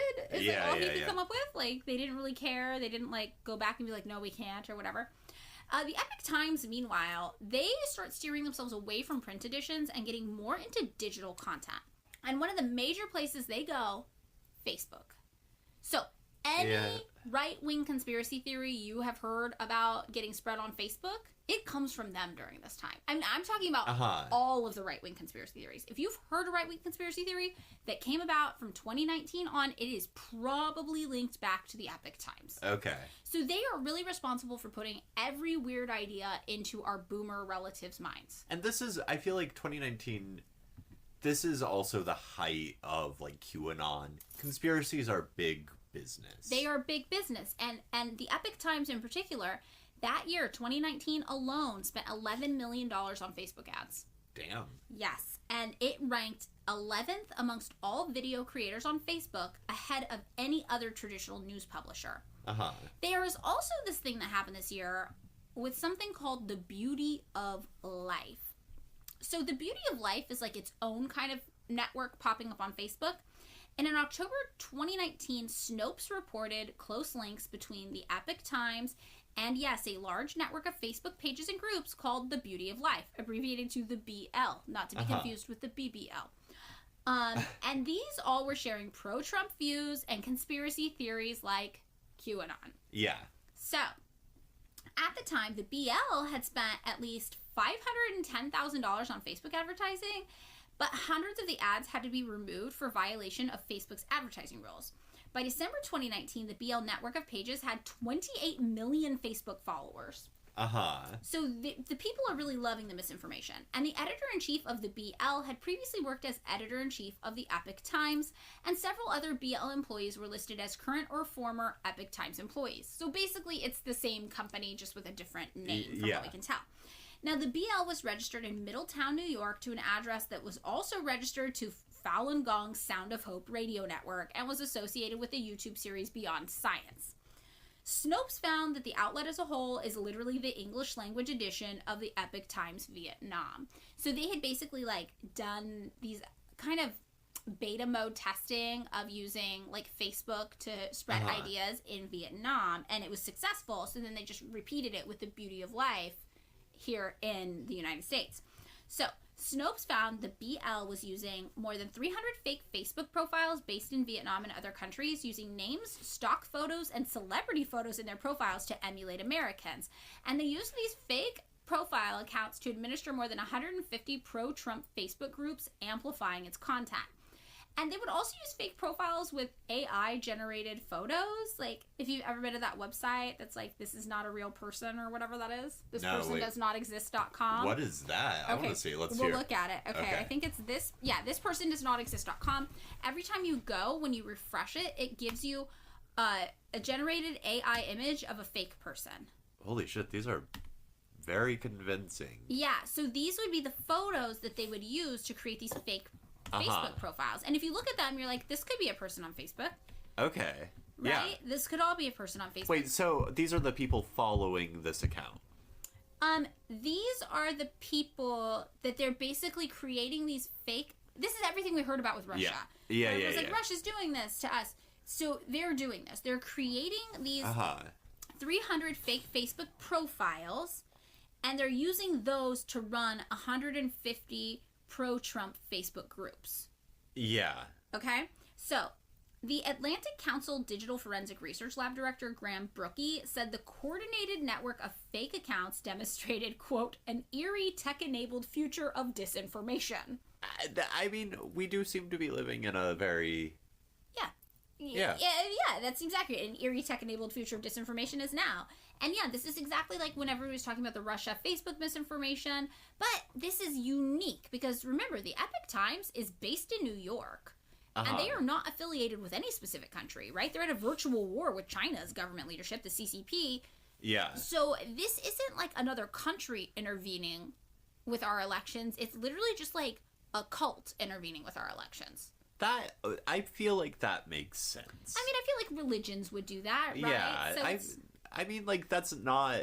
Depending on... I happen to feel that way about a lot of stuff that happened in, like, the 60s and 70s in Orange County with anti-communist shit that was, like, tied to, like, really fundy type Christian sects. Yeah, totally. This is it again. So Facebook's head of security policy, Nathaniel Gleicher, said, what's new here is that this is purportedly a U.S.-based media company leveraging foreign actors posing as Americans to push political content. We've seen it a lot with state actors in the past, but, you know, for a private American company, not so common. So in December 2019, Facebook announced it had removed a large network of accounts, pages, and groups linked to the BL for coordinated inauthentic behavior on behalf of a foreign actor. The foreign actor just being the people in other countries who are pretending to run these accounts, which is interesting. Political ad spending on Facebook in April 2019 through an account called Coverage of the Trump Presidency by the Epoch Times also exceeded any politician spending except Donald Trump's and Joe Biden's in terms of Facebook ads. So they were running so the Facebook ads would be like the two main presidential candidates and then the Epoch Times. Yeah. So journalist Judd Loom wrote in May 2019 that the Epoch Times ads were, quote, boosting Donald Trump and floating conspiracy theories about Joe Biden. And in August 2019, Facebook banned the Epoch Times from advertising on its platform after finding that the paper broke its political transparency rules by publishing pro-Trump subscription ads through sock puppet pages such as, quote, Honest Paper or, quote, Pure American Journalism. I'm sorry. That is so sick, those names. I know. Honest Paper. Pure American Journalism. That's... Sounds real. So, anyone who falls for that at a certain point.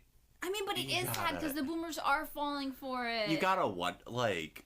They're not doing great. Their media literacy is real bad. I learned some things recently. I've been reading up on, like, a bunch of, like, weird conservative stuff, so I learned some things about the founding of U.S. News and World Report.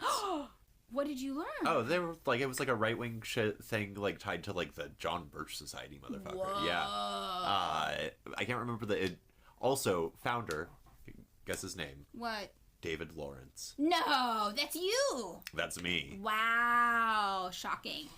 Yeah, well, so a Facebook representative told NBC after this, over the past year, we removed accounts associated with the Epoch Times for violating our ad policies, including trying to get around our review systems.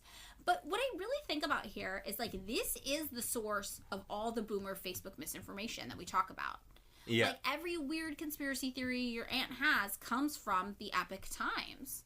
They are running more ads on this platform than absolutely anybody, and they are spreading some of the biggest conspiracy theories in the world. And I gotta point out, the Chinese Communist Party literally warned us. They did! They were like, don't listen to these people! These people are fucking crazy. Shut them down. It's bad. It's scary. That's true. They tried to save us.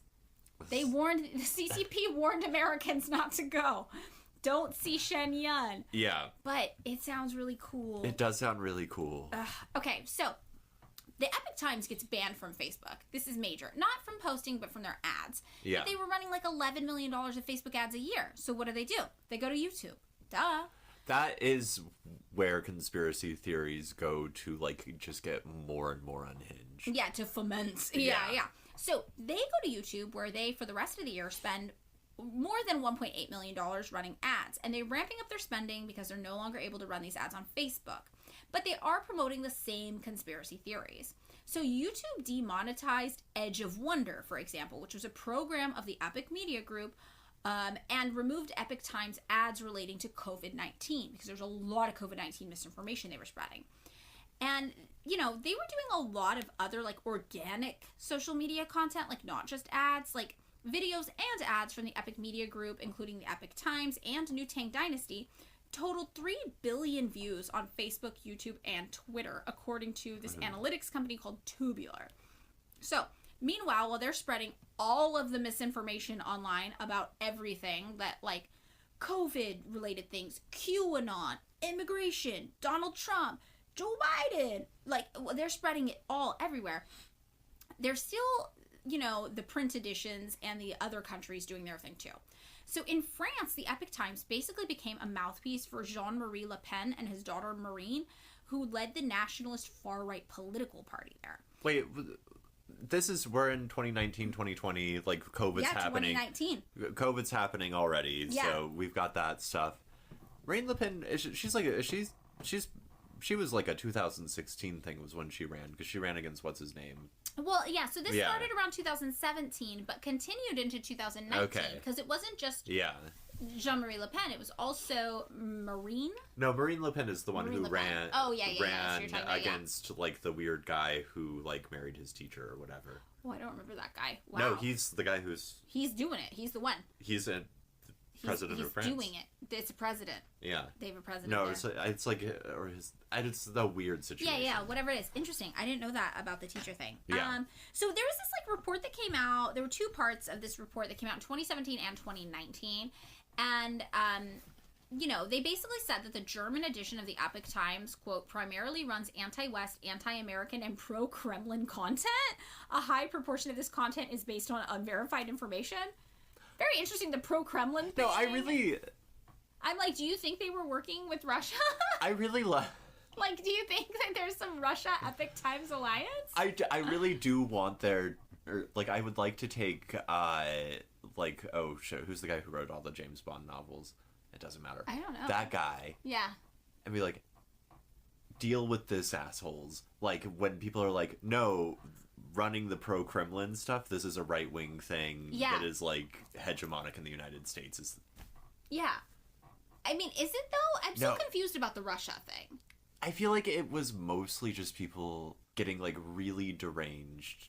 I don't know how to... I don't know. Yeah. The Russia thing is interesting, because it exists across political spectrums. The people who are interested in Russia, it can be any political affiliation. Yeah. So, meanwhile, back in the United States... the Epoch Times was also spreading a lot of anti-Joe Biden information. So in September 2019, during the Trump-Ukraine scandal, Hunter Biden's Wikipedia article was changed to include dubious claims about his business dealings in Ukraine and his father, Joe Biden's motivations for going to a Ukrainian prosecutor.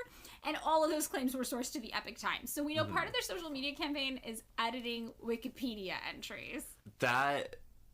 sounds like such a sick job, though. Yeah, it's a pretty fun job. Seth Hetting wrote in American magazine The New Republic that the Epoch Times has built a global propaganda machine that pushes a mix of alternative facts and conspiracy theories that has won at far-right acolytes around the world. So that year, the Epoch Times annual revenue was $15.5 million, right? And the same year, Senators Menendez and Moran introduced a bipartisan resolution in support of Falun Gong into Senate. You're like, you know what we need to do? We just need a resolution. Republicans, Democrats come together and talk about how much we love Falun Gong. So it's like it doesn't do anything. It's just like we affirm. We just affirm loving Falun Gong. Yeah. I hate our government. I know our government's so fucking much. Weird. It's so weird. Like, this is what you do? You're like, we support this cult? But it's like, look, I would almost have more respect for them if they had been like, you know what we should do? We should openly, mind you. Openly. Fund them because we love them so much. Because then they would have had some skin in the damn game. Right, yeah. But no, we do everything through these NGOs in this really covert way. So 2020, people are really starting to notice the Epoch Times. After the Facebook thing comes out, people are like, who are these people running all these ads? what's going on.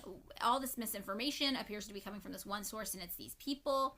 A Harvard media expert wrote that the Epoch Times employed a classic disinformation tactic known as trading up the chain, in which false stories are repackaged and shared to become more and more increasingly legitimate, right? Repeat a lie enough and it becomes the truth.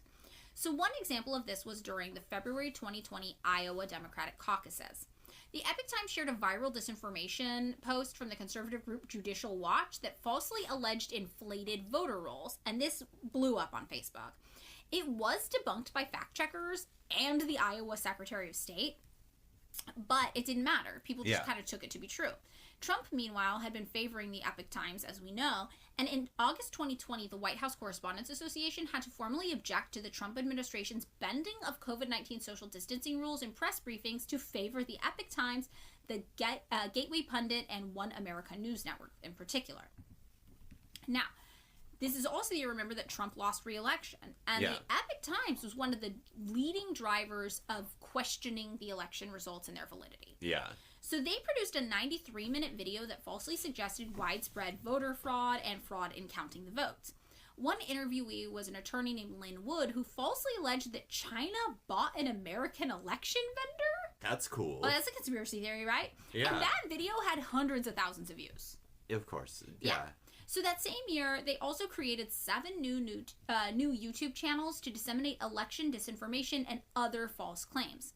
So you would seem like you were seeing everybody talking about voter fraud if you were on Facebook, but it was literally just the Epoch Times running a bunch of different accounts talking about voter fraud. See, this is why I don't do the social media thing, because I'm just like, I don't know. Yeah, no, totally. Only one of these 7 YouTube channels disclosed that it had ties to the Epoch Times or Falun Gong. The others were just like, we're regular news channels, haha. In the 2.5 months after their creation, the disinformation channels together garnered tens of millions of views and at least 1.1 million subscribers in just a few months. Yeah. In 2.5 months, they got over 1 million subscribers. And one of the channels, which was called Eye Opener with Michael Lewis, portrayed itself as an independent effort just by the host. Like, I'm Michael Lewis, I'm doing this on my own, and I just have a few friends help me. But it was the Epoch Times. And they had to have lots of videos removed for spreading misinformation on that account. Also that year, they created an 8-page special edition paper called How the Chinese Communist Party Endangered the World.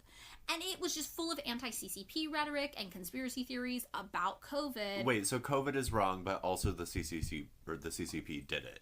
Yeah. They called COVID the CCP virus. And they said, is the novel coronavirus outbreak in Wuhan an accident occasioned by weaponizing the virus at that Wuhan P4 virology lab? Oh, okay. Yeah, So they're like, it's real, but the CCP made it in a lab, and also the vaccines don't work, and they want to use the vaccines to track so they were like anti-vaxxer. They were like, anti-vax. Because there were also people who were like, COVID's fake. That was going pandemic. Around. They'll get into that too, actually. Okay. Yeah. They also like that one. They like them all. Yeah, they like them all. They have like 1 million YouTube channels. They can have all sorts of conspiracy theories. I mean, and all this. Remember, Lee. The whole thing about Falun Gong is that they're like, we believe that modern medicine is evil and it's going to harm you. Blah blah blah blah blah. So.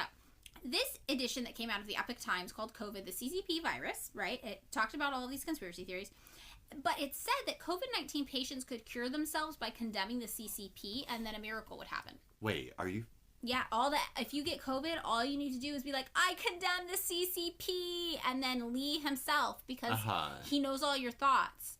He's hearing them all the time, and he has the power to heal everybody. He just doesn't want to right now, but maybe if you condemn the CCP, he will want to. But obviously, if you do, like, die of COVID or end up with, like, weird COVID symptoms that never seem to really go away, you just weren't sincere. You weren't sincere enough, according to Lee. Yep, that's Lee's teaching. So, yeah, no, they literally were like, don't take medicine, don't go to the doctor. If you have COVID, just condemn the CCP, and then you'll be fine.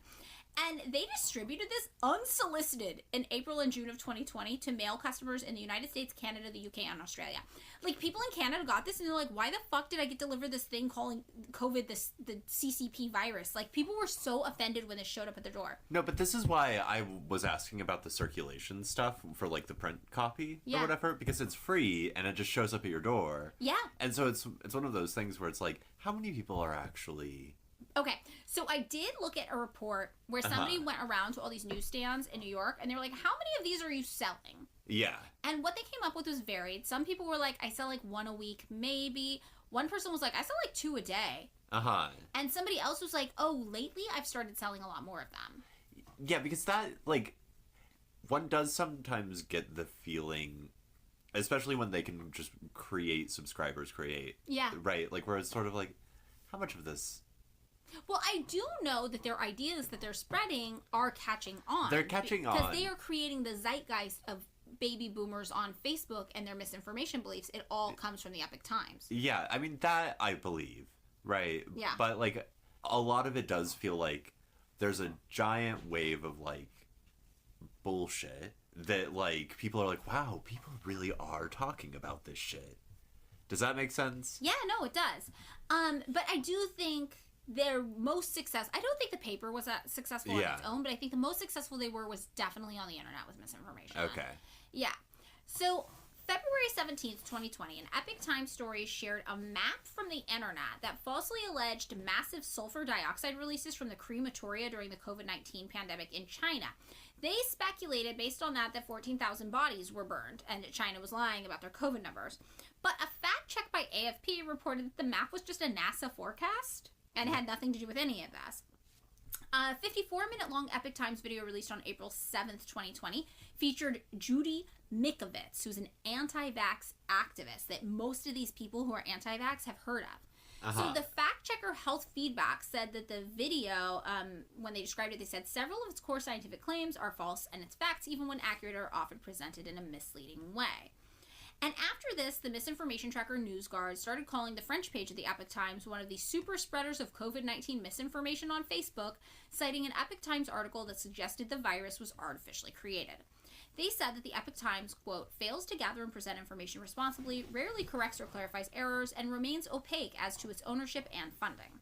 Now, on August 6, 2020, Facebook removed hundreds of fake accounts by a digital company called Truth Media. And Snopes and NBC News both looked into this and found that Truth Media, yes, has ties to Epoch Media Group. And that promoted Epoch Times and NTD content, like within that Truth Media. They promoted all of that content, as well as pro-Trump conspiracy theories about COVID-19 and protests in the United States. Yeah. So they just keep creating like new companies and new faces and new organizations, but it's all the Epoch Times. And this actually included a total of 303 Facebook accounts, 181 pages, 44 Facebook groups, and 31 Instagram accounts, which in total were followed by more than 2 million people. So Truth Media is now banned from Facebook, but they continue to operate YouTube channels in Chinese, English, Japanese, and Vietnamese. And they have also accounts on Pinterest and Twitter, which I'm like, what are the Pinterest accounts like? Yeah, wait, I'm sorry. What is going on Pinterest? I'm looking up the Truth Media Pinterest. Yeah, we need to find the Truth Media Pinterest. It's gonna fuck up my Pinterest algorithm, Maddie. Oh, yeah, it is. In 2020, Truth Media also began a petition to the White House to start calling the novel coronavirus the CCP virus. This was an Epoch Times thing. They made a petition, and they were like, White House, call it the CCP virus. Like, what? That's like a PETA move. It's just like weird, comedic, and strange. Joan Donovan of the Shorenstein Center on Media, Politics, and Public Policy at Harvard called the Epoch Times a known disinformation operation that same year. And this is the year, too, that people start to get curious about, like, where the money is coming from. Yeah. So everyone starts to get very curious about how the group is funded. So a 2020 New York Times report called the Epoch Times' recent wealth, quote, something of a mystery. According to NBC News, quote, little is publicly known about the precise ownership, origins, or influences of the Epoch Times. We know it's a loosely organized company that's separated into several regional tax-free nonprofits under the umbrella of the Epoch Media Group, together with New Tang Dynasty Television. But as a nonprofit, the Epoch Times is exempt from most federal taxes. Its mission, according to tax filings, is independent journalism, quote, outside of political interests and the pursuit of profit for the public benefit and to be truly responsible to society. Okay, I looked up the Pinterest. They have like 6 posts. It's very uninteresting. It's just links to their YouTube. Oh, gosh. Yeah. Okay. Former employees at the Epoch Times say they were told that the paper was financed by subscriptions, ads, and donations from wealthy Falun Gong practitioners. But tax documents indicate that between 2012 and 2016, the group received $900,000 in particular from a principal at Renaissance Technologies, a hedge fund led at the time by the conservative political donor Robert Mercer, who also donated a bunch of money to the Trump campaign. So in 2021, New Tang Dynasty begins broadcasting on Sky TV in the UK, and the Epoch Times, from this point, 2021 going back to 2019, the Epoch Times had increased its revenue during this period by 685%. And they are now up to an annual revenue of $122 million in the year 2021. Damn. Yes. So the Epoch Times also becomes the 7th most followed account on Gab, which is a social networking service known for its far-right user base. That was the one, if you got kicked off of X. Yeah, Twitter. X. Twitter. We call it Twitter. I'm sorry. You patronize this weird guy. I don't give him money. I'm not patronizing him. Yeah, okay, well, whatever. Okay, Twitter, yes, you would go on Gab. Yeah. Yeah. So this is them, and the Epoch Times was the 7th biggest account on there. Wild. There's also Safe Chat, which is a social media platform just rife with disinformation. It's full of conspiracy theories, and it's really popular with Trump supporters and people who hate China. So in March 2021, Politico found that Safe Chat, closely linked to the Epoch Times and Falun Gong. Yeah. Right? Also, notably popular on Facebook still. Facebook data showed that one of the most popular pages in the first quarter of 2021 was a page, yes, run by the Epoch Times. They might have lost their ability to advertise, but they can still make organic content, remember. Yeah. A Facebook subscription page for the Epoch Times received 44.2 million views between April and June of 2021 alone. Yeah. And that same year, the Facebook page for the Epoch Times had 9 million followers. Damn. So, part of the way that they drew people in on the internet is by using engagement bait. So this would be like where you post something cute and nice and innocuous, and then your next post is like, BT dubs, COVID was made in a lab. Teehee. Yeah. So, in 2021, it was reported that Epoch Media published videos of cute animals in 12,062 posts on its 103 Facebook pages. And these posts were literally just cute animal videos meant to bump up their other content algorithmically for viewers or to just generally draw people into the network. Like, one video posted in 2021 by the Epoch Times Taiwan page just shows, like, a close-up of a golden retriever eating an apple that it's not supposed to have, and the woman is like, give me back the apple, whatever. That had over 20,000 likes, shares, and comments on Facebook. That apple is, oh god, what was it wasn't a bat, it was the other weird thing that... What? From, like, the wet markets? Oh, they said it was a bat. Yeah, okay, that apple ate bat soup. It has long COVID now. Exactly. So they're using this cute content to bring you in so then they can pump you full of conspiracy theories that have been disproven. Or to pump you into other incendiary right-wing content. So another thing that they were really hyping up around this time was the January 6th pro-Trump rally that led to the storming of the Capitol. Still one of the funniest days in U.S. history. Wild, absolutely wild experience to watch. I saw so many people being like, wow, part of me is so glad somebody's storming the Capitol, and the other part of me is like, why is it these people? No, I mean, it's the worst people acting like assholes. They also... There's something very funny about, like, people... It's the Wile E. Coyote running off the cliff thing, where, like, he gets there and he realizes where he is and is like, oh, shit. Yeah. Watching that, you did get the feeling that they, like, rushed in and they were like, oh. And they were like, we don't know what to do. Yeah. Yeah, they didn't think it through. So the Epoch Times helped spread and encourage people to go to this rally. And after the Capitol was, yes, mobbed by boring pseudo-revolutionaries in MAGA hats, one of the columnists at the Epoch Times suggested that the riot was maybe a false flag operation, meaning they were saying the U.S. government did this to themselves to make themselves look like victims. I always think of Operation Northwoods as the most famous false flag operation I think of, and it's when the CIA proposed that the United States should bomb Miami and blame it on Cuba. So the Epoch Times... That's so... I know. So CIA. So the Epoch Times was like, maybe actually Trump supporters didn't storm the Capitol, and it was all Antifa libs who did it to make the Trump supporters look bad. That, I definitely remember, like, hearing people say in 2020 or whatever. Okay, so the Epoch Times came up with this idea. Yeah. And Michael Lewis's Epoch Times linked YouTube channel said the same thing. They suggested that the Capitol attack was orchestrated by Antifa as part of what he called, quote, an old communist tactic. That, or for that matter, like an old State Department CIA tactic to like fund like false flag operations all around. It's more CIA than communist technique, 100%. Yeah. So meanwhile, this same year, James R. Lewis and Jen Hui Quinn write an article. I love this article. I bought this article online for $20. That's how much I wanted to read it. It was worth it, though.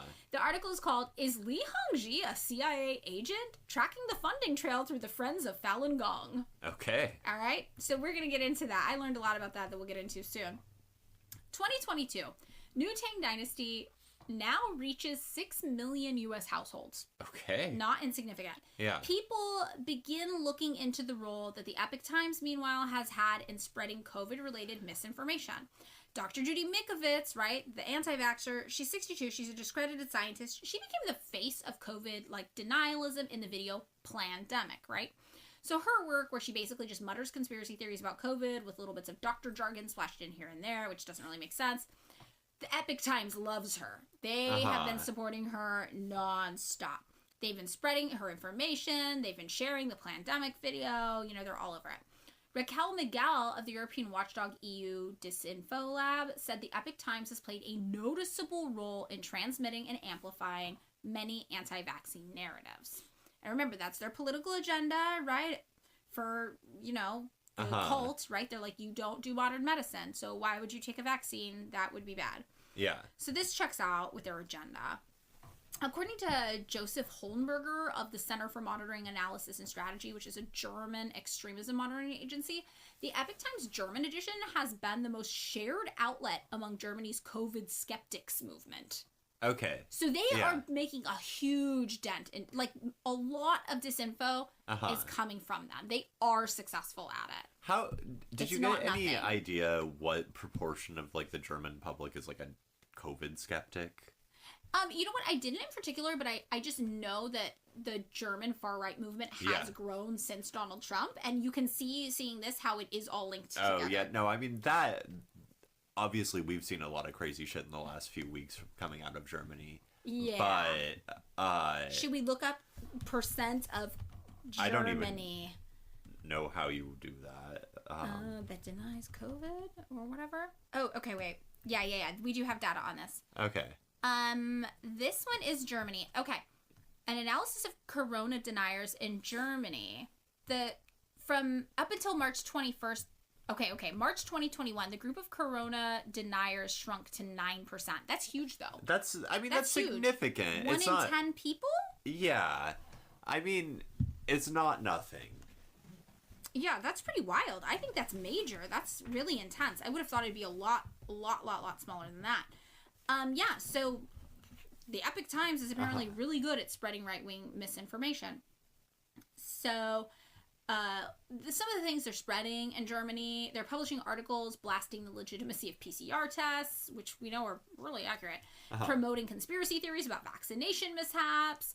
In January, the German edition of the Epoch Times also amplified accusations by German activist Stefan Lonitz that the Austrian government deliberately inflated infection numbers to justify a lockdown, which, to me, these kinds of conspiracies make no sense, because you're like, the biggest conspiracy of COVID is that the business owners, the capitalists, wanted to convince you it wasn't that big deal, so you'd go back to work and die for them. No, I mean, it was entirely a conspiracy by Postmates, Uber Eats. No, but I mean, like, the idea that the conspiracy would be that the government wanted to impose a lockdown, it's like, that doesn't make sense. Like, if you're going to come up with a conspiracy, you would follow the money, and you'd be like, well, rich people want us to buy things and to work at their businesses so they get richer and richer, so obviously they're going to try to downplay COVID so that we keep going to work and keep spending and keep contributing to the economy. They're not going to justify a lockdown. That's not how the conspiracy works. Yeah. But whatever. So this guy's not very smart, and the Epoch Times was like, he's so smart. He's right. Whatever.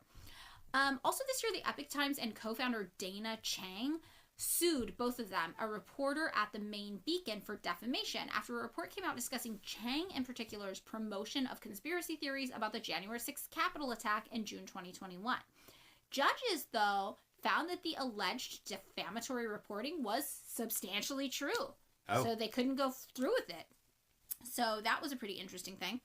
Also this year, in 2022, Doctor Strange in the Multiverse of Madness paid homage to Epoch Times. Wait, what the fuck is Doctor Strange in the Multitude of... The Multiverse of Madness, Doctor Strange, it's a Marvel movie. It's a big blockbuster Marvel movie. And this brings about all of these questions regarding the U.S. government's funding of Marvel movies, which we know has happened. How much we can speculate that the CIA might be paying to support the Epoch Times. What it has to do with placement in media and propaganda efforts. Blah, blah, blah. So the way it's shown is there's a newspaper kiosk in the opening scene, and it has the Chinese characters for the Epoch Times on it. Okay. So they're like, this is the news. This is the Epoch Times. So in 2023, this is just last year, the Epoch Times was claiming to be the U.S. newspaper with the 4th highest number of subscribers. And this ranking can't be verified because their circulation data isn't audited by any independent organizations. And that's, again, like, the thing that I kept just being like, this doesn't feel like, A, it's free. It's free. You can, right? Like, I got it for free. I didn't even ask for it. It just appeared on my doorstep. This is like, you know, I feel like all the alt weeklies are kind of dead or dying now in terms of like print stuff or whatever, but this is like The Stranger or something, or like LA Weekly being like, we have the highest circulation in LA. It's like, you're giving it away. It's at the liquor store. Right, totally. But we do know online. Yeah, I mean, which is not to like... They have a huge online footprint that has caused a lot of harm and damage. It's not to diminish their influence, but it's just sort of like, these people seem to lie. They lie a lot. They lie a lot. Yeah, they do. That's their whole thing. So University of Toronto research fellow Jason Kutin referred to the paper's coverage of mainland China issues as, quote, heavily biased against the Communist Party, and said its reportage should be viewed skeptically. Chinese diplomatic officials have discouraged the media from running Falun Gong related content in China. They've also put pressures on advertisers and distributors working with the Epoch Times to stop. Meanwhile, the Epoch Times says its goal is just to influence people. It wants to influence all of us. It wants to, according to Angelo Caruso, the president and CEO of the media watchdog called Media Matters for America, this is what he says. They just want to foment anti-CCP sentiment. That's their whole goal, is to make us hate China. On July 13th, 2023, there was a congressional record called Recognizing the Epoch Times. What? Yeah, which lauded the paper and its work on something called 9 Commentaries on the Communist Party, which just railed against the CCP and communism on the whole. So this newspaper writes something like, we hate the CCP and communism, and Congress is like, we gotta recognize how cool these people are. Thank you for doing that, Epoch Times. The nation is indebted to you. The main thing that pisses me off is how absolutely fucking pointless that is. It's so pointless, but it also, I think it just puts in people's heads this is what we like. No, I understand. This is what we support. It's psychological. I mean, I understand that that's what it, but this is the first I'm hearing of it. Yeah, no, you're totally right. But maybe it does something more at the legislative level. Oh yeah. It's just make the politicians think favorably about the Epoch Times and about Falun Gong, and just remember these are our allies in our fight against the CCP, and we can use them. The CCP who are aliens. Yeah, who are aliens. The CCP is aliens. Yeah. So, U.S. Republican Representative Ralph Norman of South Carolina said during this, the Epoch Times independent reporting has attracted a large readership in the United States, now ranking as the 4th largest newspaper in the country by subscriber count. Its website is read by tens of millions of people each month. Just like its Chinese companion, the Epoch Times prides itself on being independent and serving the interests of readers. Under the slogan Truth and Tradition, the Epoch Times adheres to the best practices and highest principles of journalism and seeks to highlight the best of humanity. The Epoch Times now has editions published in 36 countries and in 22 different languages. This is all about one word: freedom. I love also the implicit, in the beginning of his thing where he's like, look, they have the largest subscriber thing. Yeah. The implicit idea that they're so successful, that means they are good. Yeah, and also it's things we know. Everybody's no, they don't even hire real journalists. There's no journalistic integrity. They don't know how to source a story. And this guy's they have the highest principles in journalism. They adhere to the best practices, and you're no, literally everybody who works with them is just what the fuck is going on over here? They're literally talking about Pizzagate like it's real. Yeah, I think on my way over here, I listened to an interview with a guy who was just like, yeah, I didn't really know what I was getting into, and once I was there, I was like, this is a bad idea. Yeah, Like- yeah.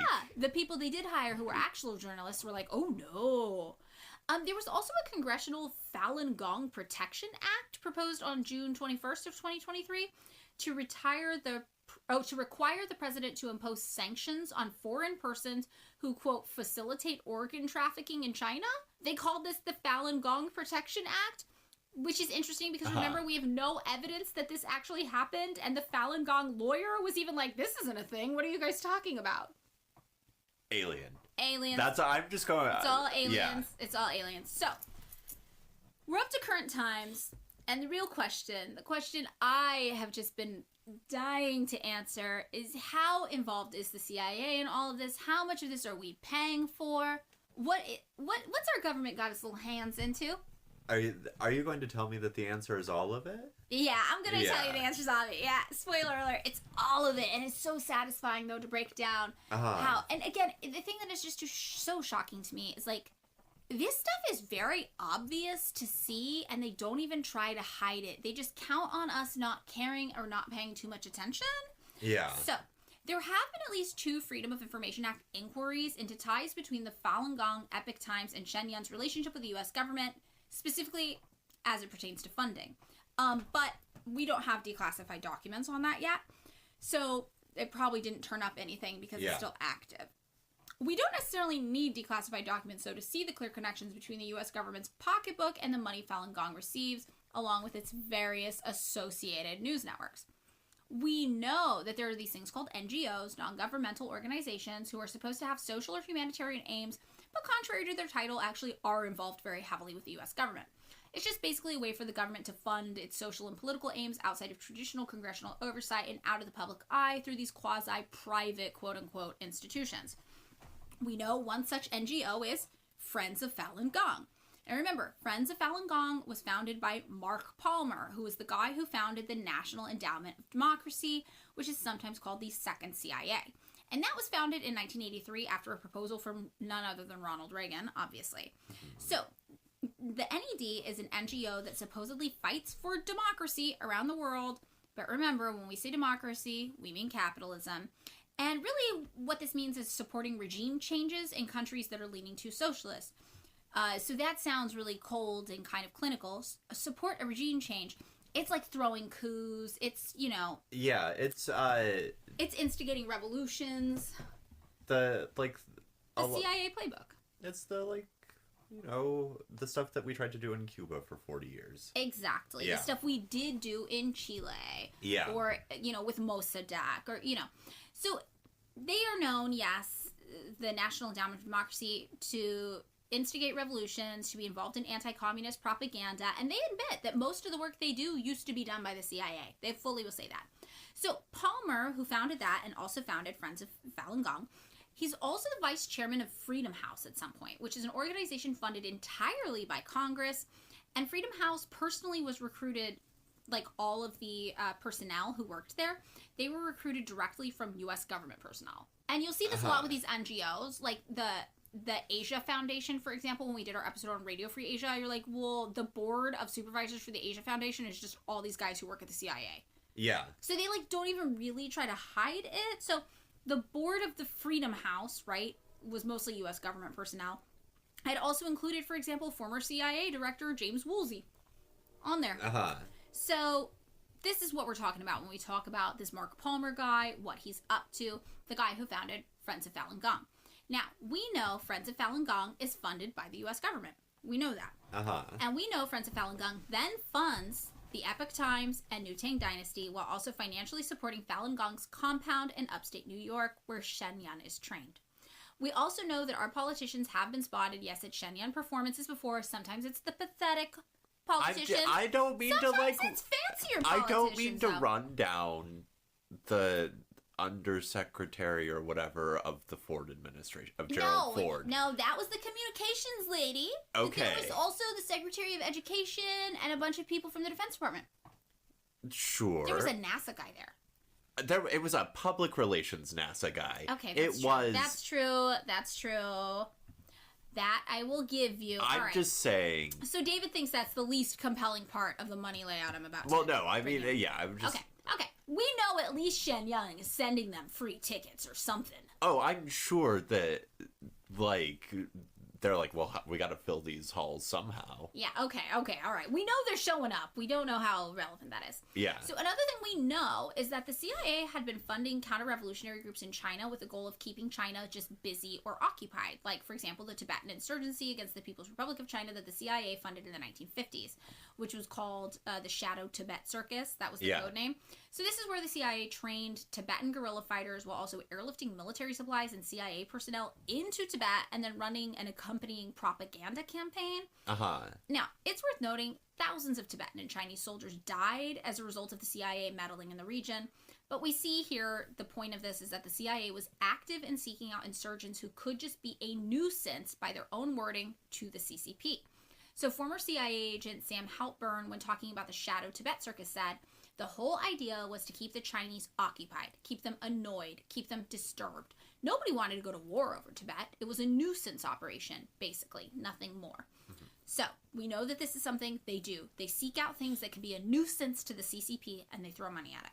Yeah. We also know the National Endowment for Democracy, funded by the U.S. government and founded by the same guy that founded Friends of Falun Gong, distributed $755,000 in grants in Hong Kong in 2012 and an additional $695,000 last year to encourage the development of democratic institutions. Again, code speak for to undermine communism and encourage capitalism. Yeah.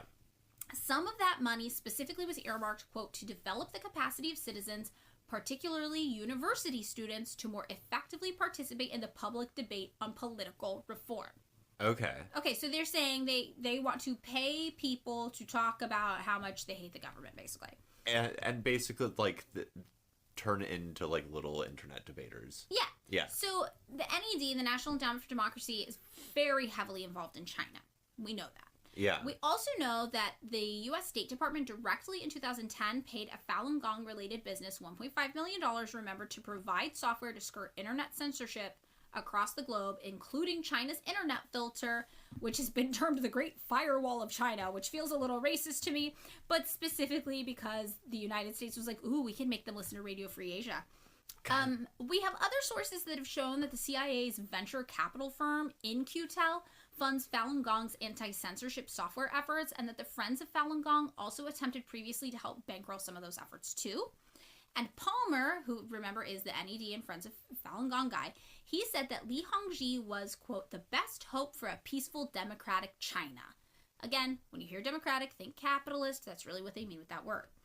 And we know, yes, that Friends of Falun Gong has contributed an average of $1.8 million per year to Shen Yun, Dragon Springs, the Epoch Times, Sounds of Hope Radio, and New Tang Dynasty TV between 2004 and 2015, even including in the average the year Mark Palmer died, and we have no data of a budget allocation, which is wild when you consider a great deal of the Epoch Times budget was spent just running misinformation ads about Donald Trump being great, the presidential election being a fraud, COVID being a hoax, and vaccines being evil.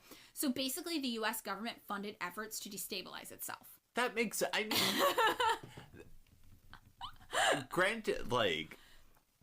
granting my sense that the U.S. government is basically an outcropping of, like, capital interests, not the other way around. Yeah. That makes sense to me. Yeah. Right? Like, where it's like, oh, it's good business. It's good business. Leaked documents from WikiLeaks put the total amount of monetary support the U.S. government provided for Falun Gong and related organizations like Shen Yun and Epoch Times at over $50 million in total. I mean, that's a lot of money. It's a lot of money. So the question then that I had when Epoch Times appeared on my doorstep, and I hope all of you had throughout this episode, is, did the CIA and U.S. State Department fund a cult run by a racist homophobe who claimed to be an alien that later tried to overthrow U.S. democracy by encouraging misinformation that led to the Capitol riots because that cult just happened to be the enemy of the CCP after China cracked down on them for letting over 1,000 of their members die from preventable disease by telling them not to take medicine? Yes. And the answer is yes. Yeah. Yes. That's the story of Falun Gong. What do you think, David? I mean, this feels very similar to things like Moonies or whatever. Like, we do this. We do this. We fund the dumbest people. And it's like, when you see it, when you know a few stories, you can see it happening in front of you. So I remember somebody online was like, Shen Yun, that's the CIA, right? And like, I didn't even have to look at that. I was like, this feels like the CIA. But what's interesting is people are like, well, we have no evidence it's the CIA. But when you look, you're like, well, actually, we do. We do have evidence that the U.S. government paid for this because we know about these NGO. We have the records from the NGO. And we have, like, tax records from the NGO showing where they got their money. So it's like, no, we have it all linked. There's just a middleman, which is the NGO. Yeah. So I don't know why people say we don't have the evidence. We actually do have the evidence. It's right there. I mean, I think, you know, my tendency, I have the weird Facebook misinformation thing. I never know how to think about that shit because it's sort of like, well, it's deranging people who, like, I haven't gone on Facebook in, like, a decade. I mean, these are people like my grandmother, like my mother's mother. Yeah. It's like, it's fulfilling the same kind of role that Fox News used to. Yeah, I just, like, I don't know where to, like, place that in terms of, like, because it all feels so ephemeral to me. But I think that, to me, we see a lot of tangible evidence of it, like, actually affecting things. The Facebook misinformation. Like, the Capitol riots was, like, a Facebook thing. Like, people not wanting to get a vaccine for COVID, that was a Facebook thing. People thinking that, that the CCP created COVID in a lab, that's a Facebook thing. Oh, no, I fully I understand that it's effective. Pizzagate. That was a Facebook thing. Yeah. I understand it's effective. Right. But I'm sort of like, it always, like, I never know how to measure until I see, like, a practical consequence. Oh, okay. Does that make sense? Where I'm like, oh, okay, you guys, like, Wile E. Coyote'd your asses into the Capitol. Right. Or that guy showed up at a pizza parlor with some guns to liberate children that didn't exist. Because otherwise I'm like, I don't know how many of these are weird fake accounts. Or now, you know, even we see the people resistant to COVID vaccines has allowed the virus to mutate, and now we still are dealing with it, and people are like, well, the vaccines didn't work, so why would I get vaccinated again? Why would I get a booster shot? And you're like, well, that's not how that works, and if everybody had been more diligent about this, we maybe wouldn't be in this position. Yeah. Which I get to say and feel very about because I just got my booster. Oh, I got my booster in right before I went to Christmas, so December. Oh, you're good. You're good. Yeah. We're boosted. Yeah. We're super boosted. But yeah, no, you know, it's like these kinds of things, I think it's kind of sad how effective they are, you know? It's also, okay, I feel like it proves a lot. Well, it is the exception that proves the rule of something that I've believed since my Fresno Christian days, which is that no one believes any of this shit. Like, all the wackadoo shit that I heard at Fresno Christian. The high-ups don't believe it. Like, I was like... The minions do. Yeah, well, because I was like... You know that thing about, like, you know, like, on your deathbed, everyone believes in God, or whatever? Yeah. Like, that's it.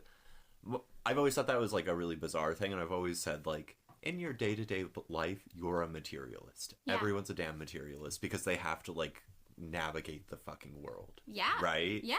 And, like, it's really difficult to navigate the world from the perspective of, like, a wackadoo metaphysical ideal, like, whatever shit. Like, and this feels like all of the people funding it are materialists. Yeah. And they're, like, materially the benefit of this is that it helps us fight China. Yeah. Yeah. The people who are, like, you know, dying because they're not getting vaccinated, dying and, like, weird cult things. I don't know what that feels like that's a derangement. Yeah. Yeah. Does that make sense? I mean, yeah, I do feel like, though, when you, like, if you've ever seen people who are, like, really into QAnon and then got out of it when they talk about it. Yeah. I mean, I think a lot of it is, like, a community aspect of it. Yeah. So I feel like it is, like, we are social creatures and we do, like, source our information socially and we look to other people to see where the Overton window is. Like, what are my acceptable options as an opinion on this? So I think seeing this much information spread everywhere, it normalizes beliefs to you. Like, if you're part of a huge Facebook group where everyone's like, of course we're not getting vaccinated, that normalizes it to you. You're like, of course I wouldn't get vaccinated. Yeah.